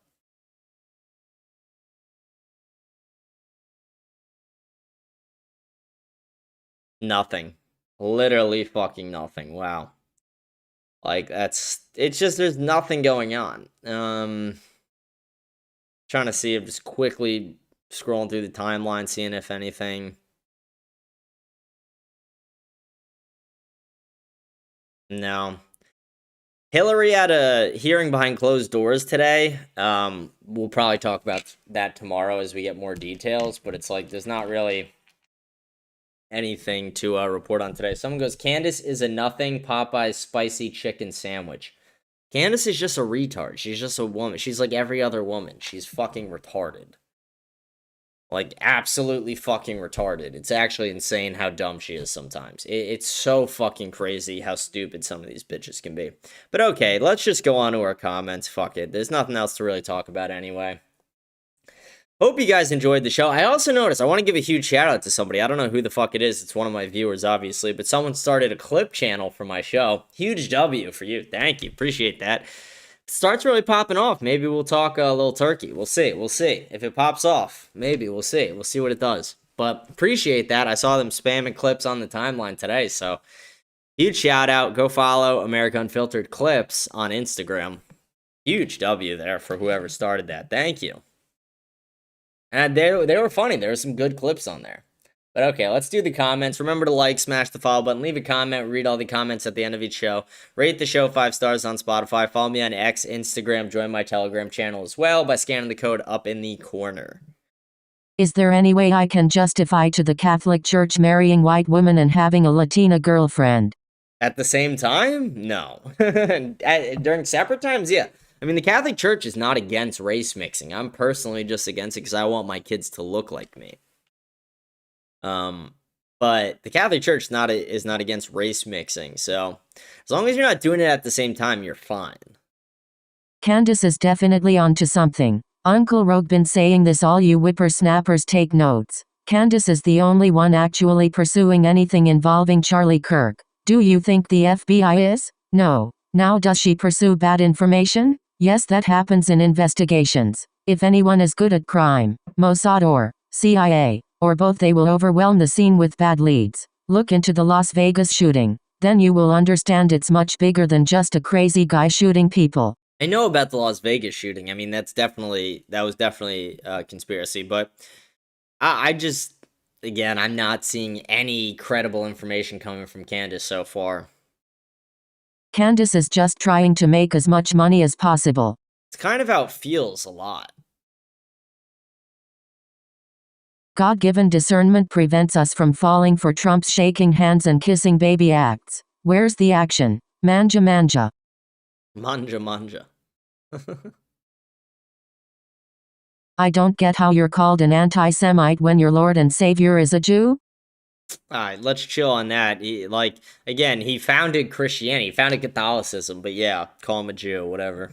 The founder of Christianity was a Jew? Was he the founder of Christianity or was he a Jew? Which one is it? Yeah, exactly. Good job, Rogue. Thank you. W, Rogue. There's no such thing as a best friend opposite gender. That's true. No, this ain't true. You're just a cock. You're a cock, and that's a guy writing that. I could see by your name that's a man writing that. I believe most of it. You're a cock. You're such a cock. There's no such thing as a best friend opposite gender. Very true statement. If you're a man and your best friend's a female, you're either gay or you want to fuck her. If you're a woman and you have a bunch of male friends, they all want to fuck you. They all want to fuck you. How do I know this? Call any of them right now and say, hey, I just had a fight with the guy I'm talking to, want to fuck? And they'll say yes. And it'll prove my point right. Women are just so stupid about that. Women are so retarded. And I think they know it, and I think they just love the attention so much that they're unwilling to give it up, but women are just sluts nowadays, and it really is a problem. We really need to do something about it. Women being sluts is a massive problem. Alright, let's go on to the next comment. But the guy in the comments who's like, I don't believe that, you're a cuck. You're literally a cuck if you don't think that's true. Does your girl have a lot of guy best friends? Cuck. Think in X post they meant Erika can't mimic grief because she lacks ability to emotionally connect, period. Interesting thing, psychopaths also while appear to be experts at micro-expressions, they can't identify disgust in others from their actions. On Candace, she might have wanted him for similar reasons as Erika. Yeah, and again, I'm more inclined to think that Candace was going out of her way to marry royalty than Erika was, for this reason. It's like Erika was Miss Arizona. Erika could have got with or married a lot of different guys, most likely, because of that. Candace was the girl who sued her boyfriend in high school for calling her the N-word. And like, Candace is just a fucking retard and a grifter, constantly changing her politics. And then it's like Candace married a guy she met over Zoom for 2 weeks. It's like, okay. And that guy was worth like $200 million. So who's the real one going after money? Who's the real one looking for power? Walnut actually equals something. That school she went to. See Pizzagut. Pizzagate? This school is connected. I'll check it out if that's real, but I haven't seen anything about it. I feel like I would have seen stuff about it. If your dad was taking care of you from 4 to 6 years old, but the rest of your life you were taken care of by your single mom, you would say I was raised by a single mom in an interview she doesn't need to say in the New York Times. Oh, by the way, when I was 4 years old to 6 years old, I was raised by my dad. No, she knows how to deal with it because she was raised by a single mom. Rare Fidel W, where Fidel is actually just objective for once. All you do is complain. Have you ever noticed that? Rogue is still like, shut the fuck up, Fidel. Are all Americans stupid? I'm so much smarter than you. You sound like a This is the guy who comments something negative on every episode because he's just a seething bitch. If we're so dumb, could we have invented the English language, mathematics, and the spork? I think not. Probably not the arguments you should use, but... We are pretty smart, but we did not invent any of those things. English comes from England, and math comes from all over the world. Algebra comes from Saudi Arabia. Calculus comes from the UK. Who gives a shit? She's everything I'd think a black woman would be. SMH. Yeah, Candace, like, at the end of the day, that's how you have to think of Candace. She is just another black woman with a platform. Like, she's no different than any other black woman with a platform. Just another fucking retard. She is very clearly mentally ill. In fact, she reminds of a family friend that has schizophrenia and anxiety. I love that women like an aunt, but she is not well. He added stuff at the end for no reason. Yeah, I mean, she is schizo as fuck. Typical Candy Owens, just drip feeding information. Yeah. I honestly think she's just trying to make money. No way she believes in this clown face-ish nonsense she is saying. I think you're wrong there. I actually think she does believe it. That's the crazy thing. I think Candace does believe it.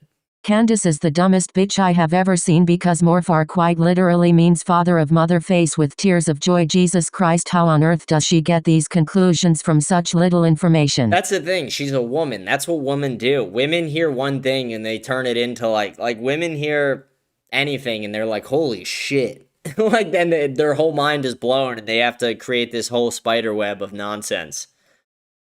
Like,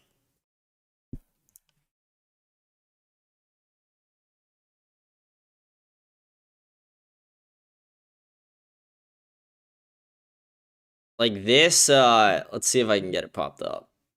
Like, this is what Candace Owens is like on a daily basis. Just, like, fucking insane. Like, that's her on a daily basis, just creating out of nothing. And if you've seen that Always Sunny episode, you kind of get what I'm talking about more. He's just creating these crazy conspiracies out of nothing. South America is definitely a lot better than the Orient, but yeah, agree most of the countries are bad, but ironic they actually still care about religion unlike most white countries, so it's a double-edged sword. Yeah, we need to bring more white people back to religion. How did I know you would say this, fake Christian? I don't even know what you're talking about there. Erika equals Mossad agent MK Ultra. Yeah, I don't buy it. I'm not buying it. Like, is that the conclusion, that Erika Kirk is a MK Ultra experiment? I'm not buying it. I'm not. I'm just not buying it. I'm not. You want to know how you can know? You want to know how you can know for sure? Tap into her spine. Not that we have access to that, but if you tap into someone's spine, like, I'm pretty sure acid stays in there for the rest of your life. Like, I think you could test for that for life, right? Can you test for LSD with a spine tap for life?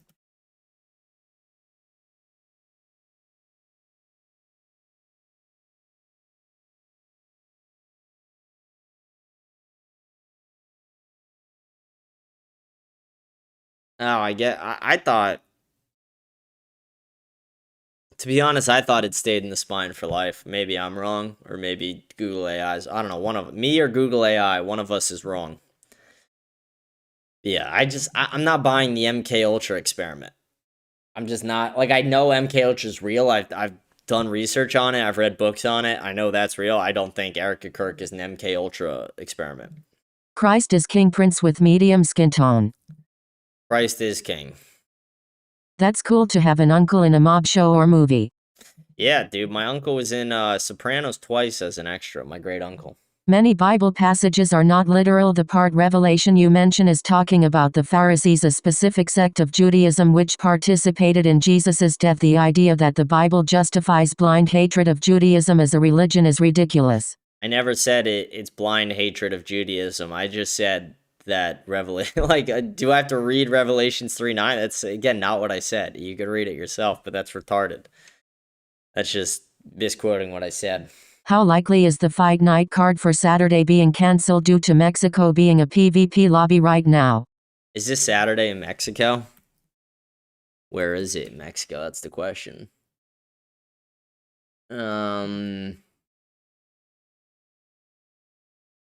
Cheeto Vera, nice.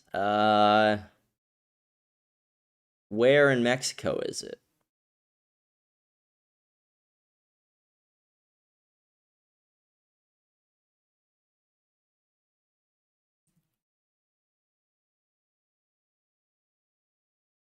Mexico City. I doubt it gets canceled. Because here's the thing, like, the cartel really doesn't want to fuck with the revenue streams, and maybe they're getting kickbacks from the arena or something. Like, I don't know. They don't like fucking with the revenue streams. But it is crazy what's happening in Mexico now. I saw that, but it's like, it's not... What can I say about that more than just talking about it for 5 minutes, you know? But no, I don't think it'll get canceled. That'd be crazy. That'd be a huge hit for the UFC, but wouldn't happen. We need to pull up on Israel like Anakin did on the Jedi Temple. Do you believe Jesus was a Jew and his first followers were Jews? I mean, like, it's a misrepresentation of what it all was. It's just, like, it's not as simple as that. He created Catholicism, so... I think it's a little bit different. I don't think he was a practicing Jew in the way you say. Like, I don't think he was... Like, again, the New Testament's very important to Christians, and the Jews just ignore it. But, yeah, so I don't see it the same way you see it. Obviously, you're an Orthodox Jew, but, yeah, that's just a misrepresentation of it, and it's too vague and too small of a question. Wow, you never heard of freedom of religion. Fuck. Also, the cars aren't given to Jewish kids, it's sold and the money goes to help struggling Jewish teens. That's essentially the same fucking thing either way, like, but yeah, I'm not cool with that. Like, tell me where on the Cars for Kids ad that it said that the money was going to Jews. Tell me where on that ad it said that. That's crazy. Where can I take an IQ test without having to pay for my results? Just asking for a friend. An IQ test? I just Google free IQ test. It's probably not going to be the greatest one, but it'll give you a decent estimate. Just Google free IQ test. You're probably just going to have to put in your email. Nobody thinks Erika got Charlie killed. Yes, there was likely sexual tensions between Charlie and Candace. No idea if they pursued. I doubt Charlie would dip into the chocolate sauce. That's my doubt there. It's like, I bet Candace was begging Charlie for it, and Charlie was like, no, I can't go into the chocolate cake today, as much as he wanted to. No chocolate cake for Charlie. But then you're saying nobody thinks Erika got Charlie killed, but you're one of the people who supports Candace, so it's like, then where does this all lead to? Like, that Erika knew about it, or like, what's Erika's involvement in it besides just being Charlie's widow if you don't think that she helped get Charlie killed? Like, what's, again, like, that's where I get lost in all this so many fucking times. I just don't see it as credible. That's all the comments we had on Spotify. Let me refresh, see if we got any more. No, that was it. Okay, we're gonna sign off for the episode today. There's nothing to fucking talk about. There's no news going on. There's nothing fucking happening. Like I said, the funniest thing that happened today was someone created that website where you could just put a woman's Instagram in and it told you her estimated body count. Like, that was kind of funny. Objectively funny. It's almost as funny as this one. Wait, let me pull this up. This is funny.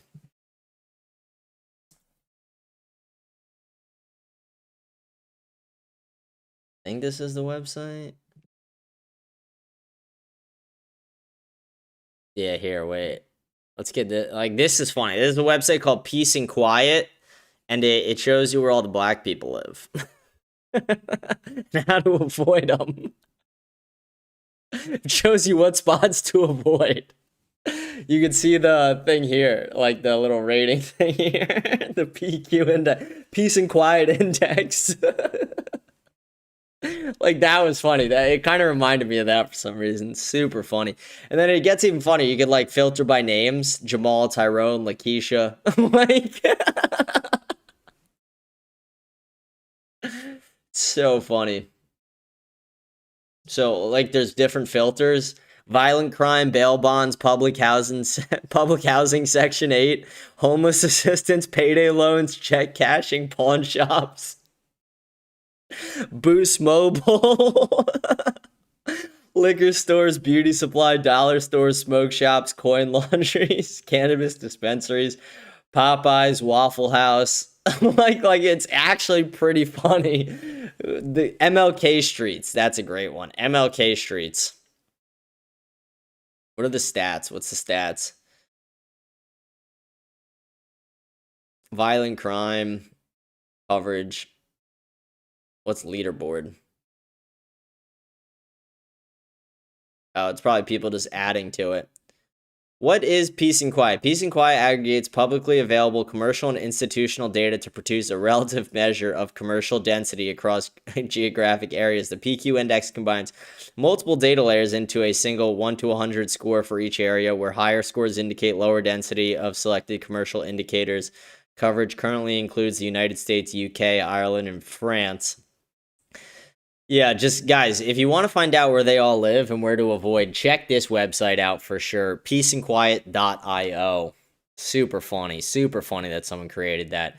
But okay, that's going to be the end of our show. We're going to sign off for the day. Hope you guys do have a blessed day, a blessed night. We got our Casual Friday episode tomorrow. Still in the process of rescheduling the Camden, Hampshire collab. I will be announcing a big announcement about my James Fishback interview tomorrow. Big announcement. I'll announce the date and everything.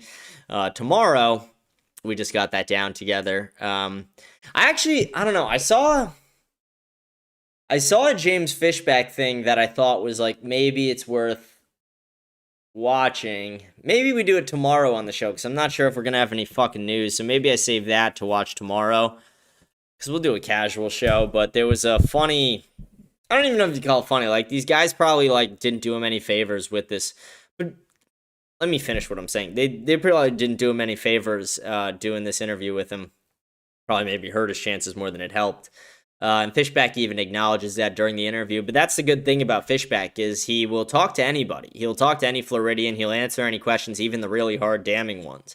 But there was this interview, like, I don't know. I feel like debating, should we watch it today? Should we not? To be honest, the reason I don't want to watch it today is I have to take a piss right now, and I don't know if I can sit here for another fucking 30. Maybe I just turn it on, and then I take a piss while it's going, and we just watch it. Now I'm just giving too much information, probably, but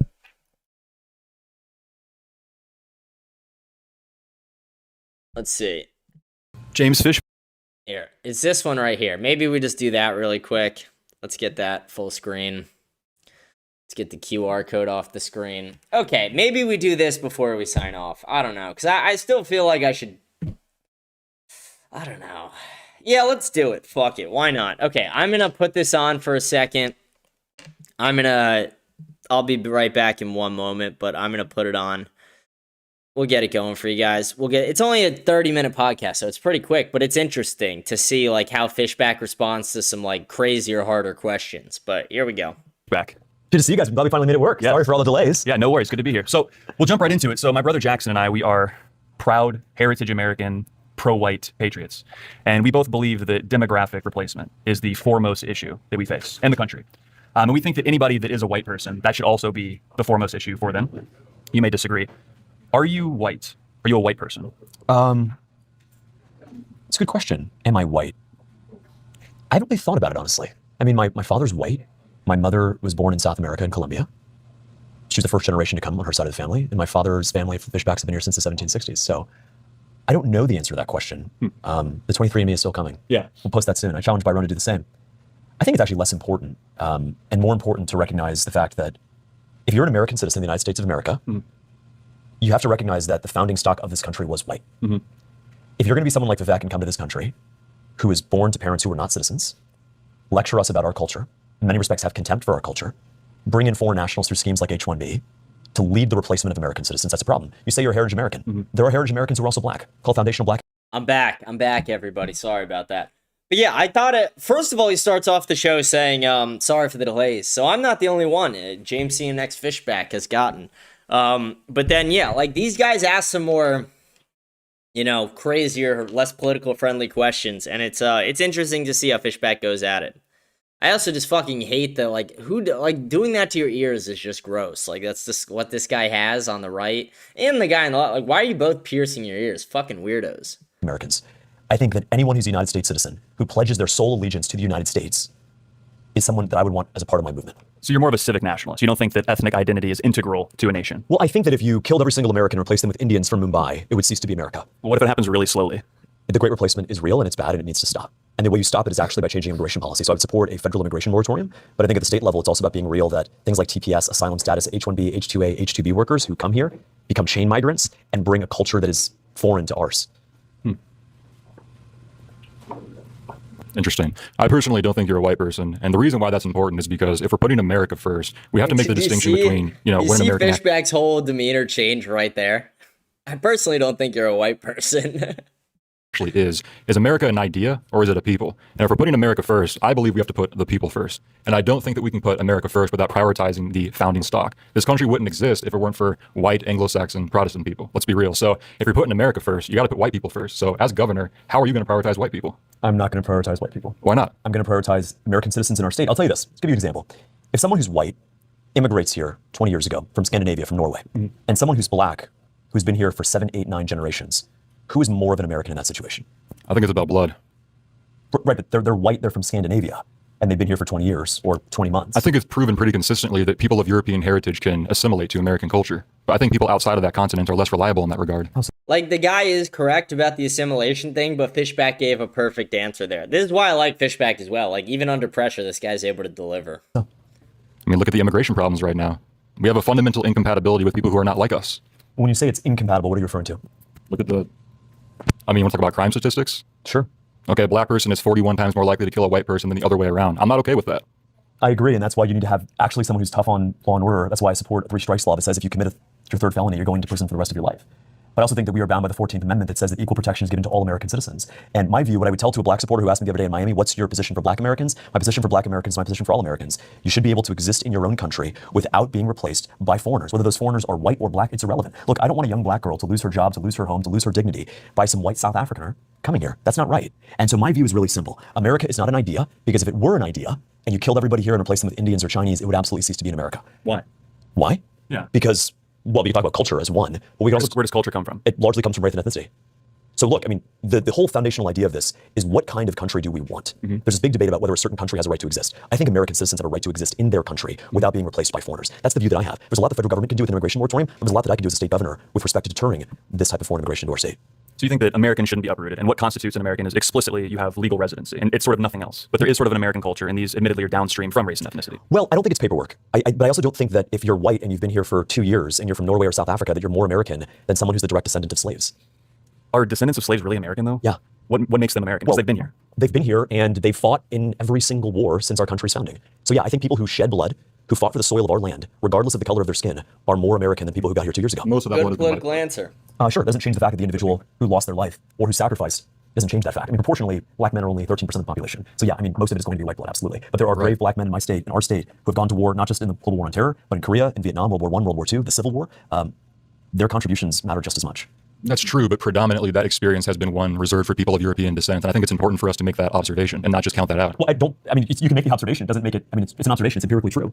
You know, but look, if you're someone from Sweden or from South Africa and you're white, and you come here and you've been here for 2 years and you are on an H-1B visa, you are not more American than a black American or a white American who's been here for 5 or 6 generations. I hear you, and we can move on after this, but I guess the point about what constitutes an American, it gets a little hazy because we want to, in reference to the assimilation thing, as a Scandinavian, they come here 2 years ago, are they an American? I can understand that sort of edge case example, but black people, do you think the majority of them, there's good black people obviously, but do you think the majority of them are proud to be American? I mean, they've been here 400 years, and I would argue that they haven't assimilated. They basically have their own dialect. If you really think about it, they don't speak the exact same language even. They have a distinct culture, they are a distinct other, and that's neither good nor bad, but I don't consider them American in the same way that I am. And I think that that's fair. I mean, does that make sense, or does that sound crazy to you? I would vehemently disagree with that. Look, I think if you take a white person from upstate New York or Boston and bring them to a rural part of my state here, Florida, whether that's in Madison County or Jackson County, they are going to speak, they're both white, they've both been here for 7 generations, they're going to speak worlds apart. Worlds apart. Some guy from suburban Boston who teaches at Harvard and Cambridge, and a cattle rancher in Madison County or Jackson County. So if we're comparing it on dialect, those men are both American. Even well, just an example. I mean, there's behavior, there's what kind of behavior? Well, I mean, crime is probably the most noticeable. Like stabbing people on trains, stuff like that. Yeah, look, I think homeless people who commit crimes, whether they're black or white, that needs to be dealt with. But crime disparity is observably a racial problem. I mean, quite literally, 13% of the population commits 50% of the violent crime. The ADL calls it a hate crime. It's an absolute statistic. The question, though, is what are you going to do about it? So we can sit here and say, well, who's American, who's this, who's that, who talks differently? What are we going to do about it for the person right now who fears being killed, whether they're black or white? You talk about black crime statistics, the number one victim of black crime are black people, not white people. Doesn't change the fact, but at the end of the day, my job, if hired as governor, is to make a safe state for everyone. It's safe to say we're trying to facilitate the preservation of constitutional He's so good at answering these questions under pressure. I mean, it's really incredible to see. Someone goes, Candace has her own language. Yeah, pretty much. Because that's really what it means to be an American. People who abide by the belief in the American doctrine. But I believe that beliefs are downstream from people. And if the people that created those constitutional principles are being dispossessed and replaced, who's actually going to be left over to really protect those ideas anymore? Well, let me ask you this. Who defended constitutional principles better, Joe Biden or Clarence Thomas? In that case, Clarence Thomas. But Joe Biden isn't representative of all white people, and Clarence Thomas isn't representative of all black people. I'm not saying they are, but I'm saying that if we're talking about individuals or averages here. Well, we can take it every single way. I mean, look, at the end of the day, I don't want to see any American citizen dispossessed of their birthright in the United States of America, period. And so my view is that being pro-black was the reaction after the mid-20th century, after Jim Crow. The idea for liberals was we have to be pro-black to make up for all of the injustices. I could understand actually a policy that was pro-white because for the last 50 to 60 years, this explicitly been an anti-white society. When conservatives go and get on Fox News and say there's no systemic racism in America, actually that's a lie. There is systemic racism against white men, white Christian men in particular, white straight Christian men if you really want to get specific. I don't still think that justifies racial discrimination. I think Clarence Thomas said it best. The best way to end racial discrimination is to end racial discrimination. Yeah, I mean, we can push meritocracy, but I think meritocracy comes from white people, so that's just where I personally draw the line. What would you do as governor to actually prevent or push back against the anti-white agenda that you just talked about there? Well, there's a lot to it. A lot of it starts in our schools. You got teachers who are pushing ideas that are not tied to the curriculum, they're not accurate. The idea of white guilt, the idea of toxic masculinity. Toxic masculinity is inseparable from the idea of being anti-white because we're not telling black men that they're toxically masculine. We're telling white men that they're toxically masculine. In fact, we're telling black men that they're victims of a system of white men. So a lot of it's education, a lot of it is government, a lot of it is paperwork, a lot of it is, honestly, the bully pulpit, being very clear that kind of behavior is not going to be tolerated, that we're not going to, it's only, you could sit here and make a bunch of jokes about anti-black joke, and you would get criticized. But if you make an anti-white joke, that's all of a sudden acceptable. And so a lot of it is the intangibles that you have to tackle if you're in that kind of position of authority. Where does the anti-white sentiment come from? What's the source, do you think? It depends. Actually, it comes from a lot of white people, if we're going to be honest. I don't know how many black teachers in our public schools are actually pushing anti-white nonsense. I think it's actually a lot of white female liberals who are pushing it, if we're just being honest. So I'm less concerned about the ultimate root cause of this anti-white racism in our schools or in our government or businesses or loans, whatever the case may be. I'm more concerned with actually just ending it. We can do a post-mortem afterward, but every day that passes and a white man or a white woman is discriminated against, there's this line nowadays that all of the issues in society are because of white liberal women. I don't think it's okay to talk about anyone that way, but white liberal women either. I mean, they're human beings too. And I think this idea that it's even okay, for the left to attack whites, but also the right to attack women are the problem. We can acknowledge that. Women are the problem. White people and say white liberal women are the bane of society is wrong. You're not accepting money from AIPAC, which is great. Everybody likes that, except for AIPAC. They don't like that. What is your take on the so-called question? What is that question? You're not familiar with the term This is question? what I mean. When I have Fishback on for the interview, I'm not going to sit here and say, hey, what's your opinion on the JQ? I want this guy to win, and it feels like these guys probably want him to win as well. Why are you asking him questions that are going to hurt his political chances? That's a question you could ask him off camera. It's not smart, I know. Well, there's this idea, and there's I'm gonna ask him some hard questions, but I'm gonna try and make him look good at the same time because I want this guy to win. I want it to be a good interview, and in the end, I want to keep a relationship with this guy. I've met him multiple times. I have his email. I've emailed back and forth with him many times. He's a very smart guy. Most likely going to be the governor of my state. I just don't agree with Like, why would you ask that question on camera? That's fucking retarded when you could ask that off camera. Various factions of the belief set where there's a power structure that sort of supersedes what we all perceive to be the highest levels of academia and finance and politics. Trump, we think these are the leaders, but there's sort of a silent cabal is kind of an iffy word, but there's a group, a tight-knit ethnic and religious group that's ancient in some ways and contemporary in others that has disproportionate control that actively acts against the interests of the nations that they occupy, which Europe and the United States are the two big ones, the UK specifically. You've heard this, certainly. I actually haven't heard it framed that way. I've heard that theory. You've probably heard, like, it's the Jews, you know. Look, I think that a lot of the Jews that I've met here in Florida are not big fans of Benjamin Netanyahu. They're not big fans of their own tax dollars going to Israel. And so my view is really simple. Israel is not a country that I want to do business with as governor. Israeli lobbyists, aka AIPAC, is not an organization that I ever want to take a penny from because I don't want to be compromised or even the appearance of being compromised. But I think the bigger point is if there are, as if there are Muslims, as if there are Christians out there who want to stand up to foreign involvement, I welcome them to be able to do that. The bigger our coalition is, I'll tell you, if we got in this coalition, which we do, saying we are and we stand up to Israel, absolutely. Now, are there in the state of Florida who are more Israeli than they are American? Of course. I mean, Miriam Adelson, President Trump said in the literal Knesset that Miriam Adelson loves Israel more than the United States. There's a lot of like anti-Israel, but they're all pro-Jew. You know what I mean? So I'm against anyone who is pro anything other than America. Truly. Like, if you're pro-black, I'm not the biggest fan of that. I'm going to tell you the truth. I'm not the biggest fan of people being explicitly pro-white. I don't think it's helpful electorally, but I also think it's helpful to where we are as a country. And at the end of the day, my view is we don't have a lot of time. Literally, the great replacement is happening. And name a single Republican nationally, let alone one who's polling second in the third largest state in the country, who has the balls to say that. Who has the balls to say that not only is it real, but there's things that we have to do at the state level to stop it.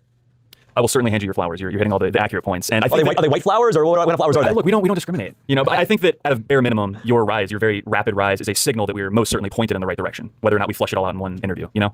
Look, I think the big thing is if we're serious about winning, if we're serious about actually doing this, why wouldn't we want as many people?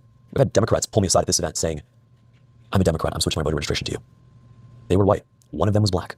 Perhaps one of them was gay or straight. If we're serious about stopping this, we have to build a broad coalition. Isn't that how we got here, though? Like by white people making concessions, opening up the border, being inclusive. I feel like this is what's facilitated the great replacement to have the circumstances to even. Yeah, but that's not what he's saying. He's not saying we have to pander to all these different groups. What he's saying is we have to be willing to welcome different people into the group to win a lot. Like that's so different from saying we have to pander to them or make concessions to them. It's not concessions to say that like all Jews are bad. Like that's not a consent. Like I don't know. Again, I just don't think these guys handled this interview very well. Like I get what they were trying to do, and I kind of respect it at a point. As somebody who says some more outrageous things sometimes and thinks a little bit more outrageously, I respect it. But at the same time, I don't think this was a smart move by them. I don't think it's good. In the first place, I almost feel like in order for us to actually make real political progress, we have to be more rigid about inclusivity. Let's talk about that. Joe Biden was white, open border. George H.W. Bush was white, passed the H-1Bs into law. George Bush was white, sent white and black men to die, opened the border as well. And go back 20, 30 years, and I can name you every single white president in this country that's facilitated the great replacement of the very white people that you're concerned about. Cabinet's full of Jews, but I get your point. I mean, I agree with you. But again, I don't think that those leaders are representative in the current cabinet. Right now? Yeah. You could argue that Trump is. Well, I don't think that Trump is particularly religious. I don't think he's Jewish, though. There's murmurs. There's some murmurs. I mean, come on. I don't think Trump is Jewish. I think the Trump administration is largely influenced by Israeli policy. And see, they could have gave better, like, again, that's something I say, that Trump is a Jew. And it's because Mark Levin literally put his arm around him, little brothered him, and said, our first Jewish president. It's like, okay, like, I wish he said that instead of just saying, you know, like, that's just stupid. It's clear they didn't know. These days. But it's what I'm saying is, like, what do we benefit out of saying things like Trump is secretly a Jew? Like, I don't say that benefits us. I don't know that it's not secret, it's open. It's more about the observation about this like apparatus of power that I think that our country is beholden to, generally speaking, one that dominates not just our political system, but pretty much everything that has power, whether it's entertainment, Hollywood. I mean, all these institutions are run by. Would you concede that? I think factually that is absolutely true. Okay. Yeah. And here's the thing, it's a matter of representation. It's not like I woke up one day and I said, hey, like I don't like black people or I didn't really give a shit about politics. I was like 28 years old. I'm 30 now. But and it's like, look at the way they have their ties done. Like their tie is like down here with the top button undone. It's like, dude, fuck off. Like, get your shit together. Like, what are you fucking doing? Like, that's just embarrassing. Like, you want to like talk about like white superiority, but at the same time you're dressed like you're black? Like, fuck that. It really is a matter of representation. I woke up one day and I realized, like, oh, white people, who are my people, I guess, are just literally being replaced and everybody hates them. And who's actually representing white people? Because you just listed a bunch of white people that don't even really represent white people. And it comes down to interest, right? It's like if are overrepresented and they look out for disproportionately, and whites are looking out for whites and blacks are looking out for blacks, then it's sort of this race to the top where everybody's shoving each other down. I mean, black people would have that exact grievance the entire time they've been here. And honestly, kind of fair. Well, Obama was a black president who was a terrible... Someone said in the comments he's just admitted, he just admitted he's been noticing for only 2 years he's a white belt. I gotta admit, I'm a white belt as well. I haven't been around for that long on the noticing train. Sadly, I've been noticing about the blacks and the women for a long time, and I've always made the jokes about the Jews, but I never actually really did the research till, last year or two. Black Americans. Yeah, but these are examples of individuals. I could name a million terrible white people, but the point is that they're my people. Like my daughter, she could grow up and be a terrible person, but she's still my daughter. Of course. And I think that extends to my nation. And if you trace the etymology of that term, it really means race. So what is your criteria then for a leader? Just purely being white? Well, no, I mean, if I had my particular selection, there would be a list of things, but white would be a prerequisite. And white's absolutely preconditional. Yes. So you would take a white person who literally says, I want open borders, I want Hart-Celler on steroids, over a black person who says, I want to close the border and stop the Great Replacement. I'm tired of making exceptions. But seriously, in that situation. Yeah, I mean, it's a hypothetical that we've been dealing with the whole time. Let me ask you, do you want Clarence Thomas on the Supreme Court? He's black, or do you want Alina Kagan? She's white. No, neither. I don't want women in it either. But in that situation, what I'm trying to get at is, what actually matters to you? I want a nation for my people. And I believe that America is a European nation. We're part of the European diaspora, and we no longer have that. We really had it until the 60s. So are you for open borders for Europeans to come here? No, I think there needs to be a temporary and potentially indefinite moratorium on immigration. Even white people? Temporarily. Yeah, we have a lot of things to fix here. First. What's number one for you? Well, there's a lot of people that got to go. I mean, who knows how many illegals. I mean, illegals alone, what is there, 30 million, 50? If there were a white illegal from Sweden or a black citizen from Louisiana or Florida, who would you send back? You keep framing it as if we have to choose one or the other. This is like cherry picking hypotheticals. Most of the illegal people here are like brown people. These are not white Swedish people running around jumping the border. These are illegal people. They're not Europeans mostly. Prior to 2020, 40% of legal immigrants were visa overstays. And a lot of visa overstays came from Europe, came from South America. I don't want illegal people here, period. How do you define someone's illegal? The first act of entering the country is not done through the legal process. See, this is what Fishback is good at. He's arguably the best debater in Florida. He literally ran a company on it, and it's showing, right? Like, this is what he does well. You come to the country quite literally on visa. You did come in legally, but you overstaying that visa was the crime. I guess my question is, if you could get rid of all the black people or all of the illegals, which would you do? Why do we have to keep choosing one over the other? It's all a problem. I mean, all of it is a problem. So what is the solution then? Total remigration. Of whom? Everybody. Who's not white? Yes. And how would you accomplish that's that? ridiculous. It's going to take time. Well, it's quite literal. I don't think that's possible. Like, would it be nice? Maybe a little bit, but like, no, like it's not realistic. It's not. And plus, like, the founding stock of this country is not just white. You could make a strong argument, and I do make the argument that it's mainly white, predominantly white, and should always be majority white for the country. But the founding stock of this country is white, black, and Mexican for the most part. I mean, literally, like, when we bought certain states, it was part of Mexico. Kind of just came with it. And then we also, like I said, we imported slaves and we didn't send them back. So if we sent them back, you can make the argument that they're not part of the founding stock, but we didn't. We kept them here and we tried to assimilate them, even though it hasn't worked crazy well. Obviously, they don't assimilate that well, or a lot of them don't.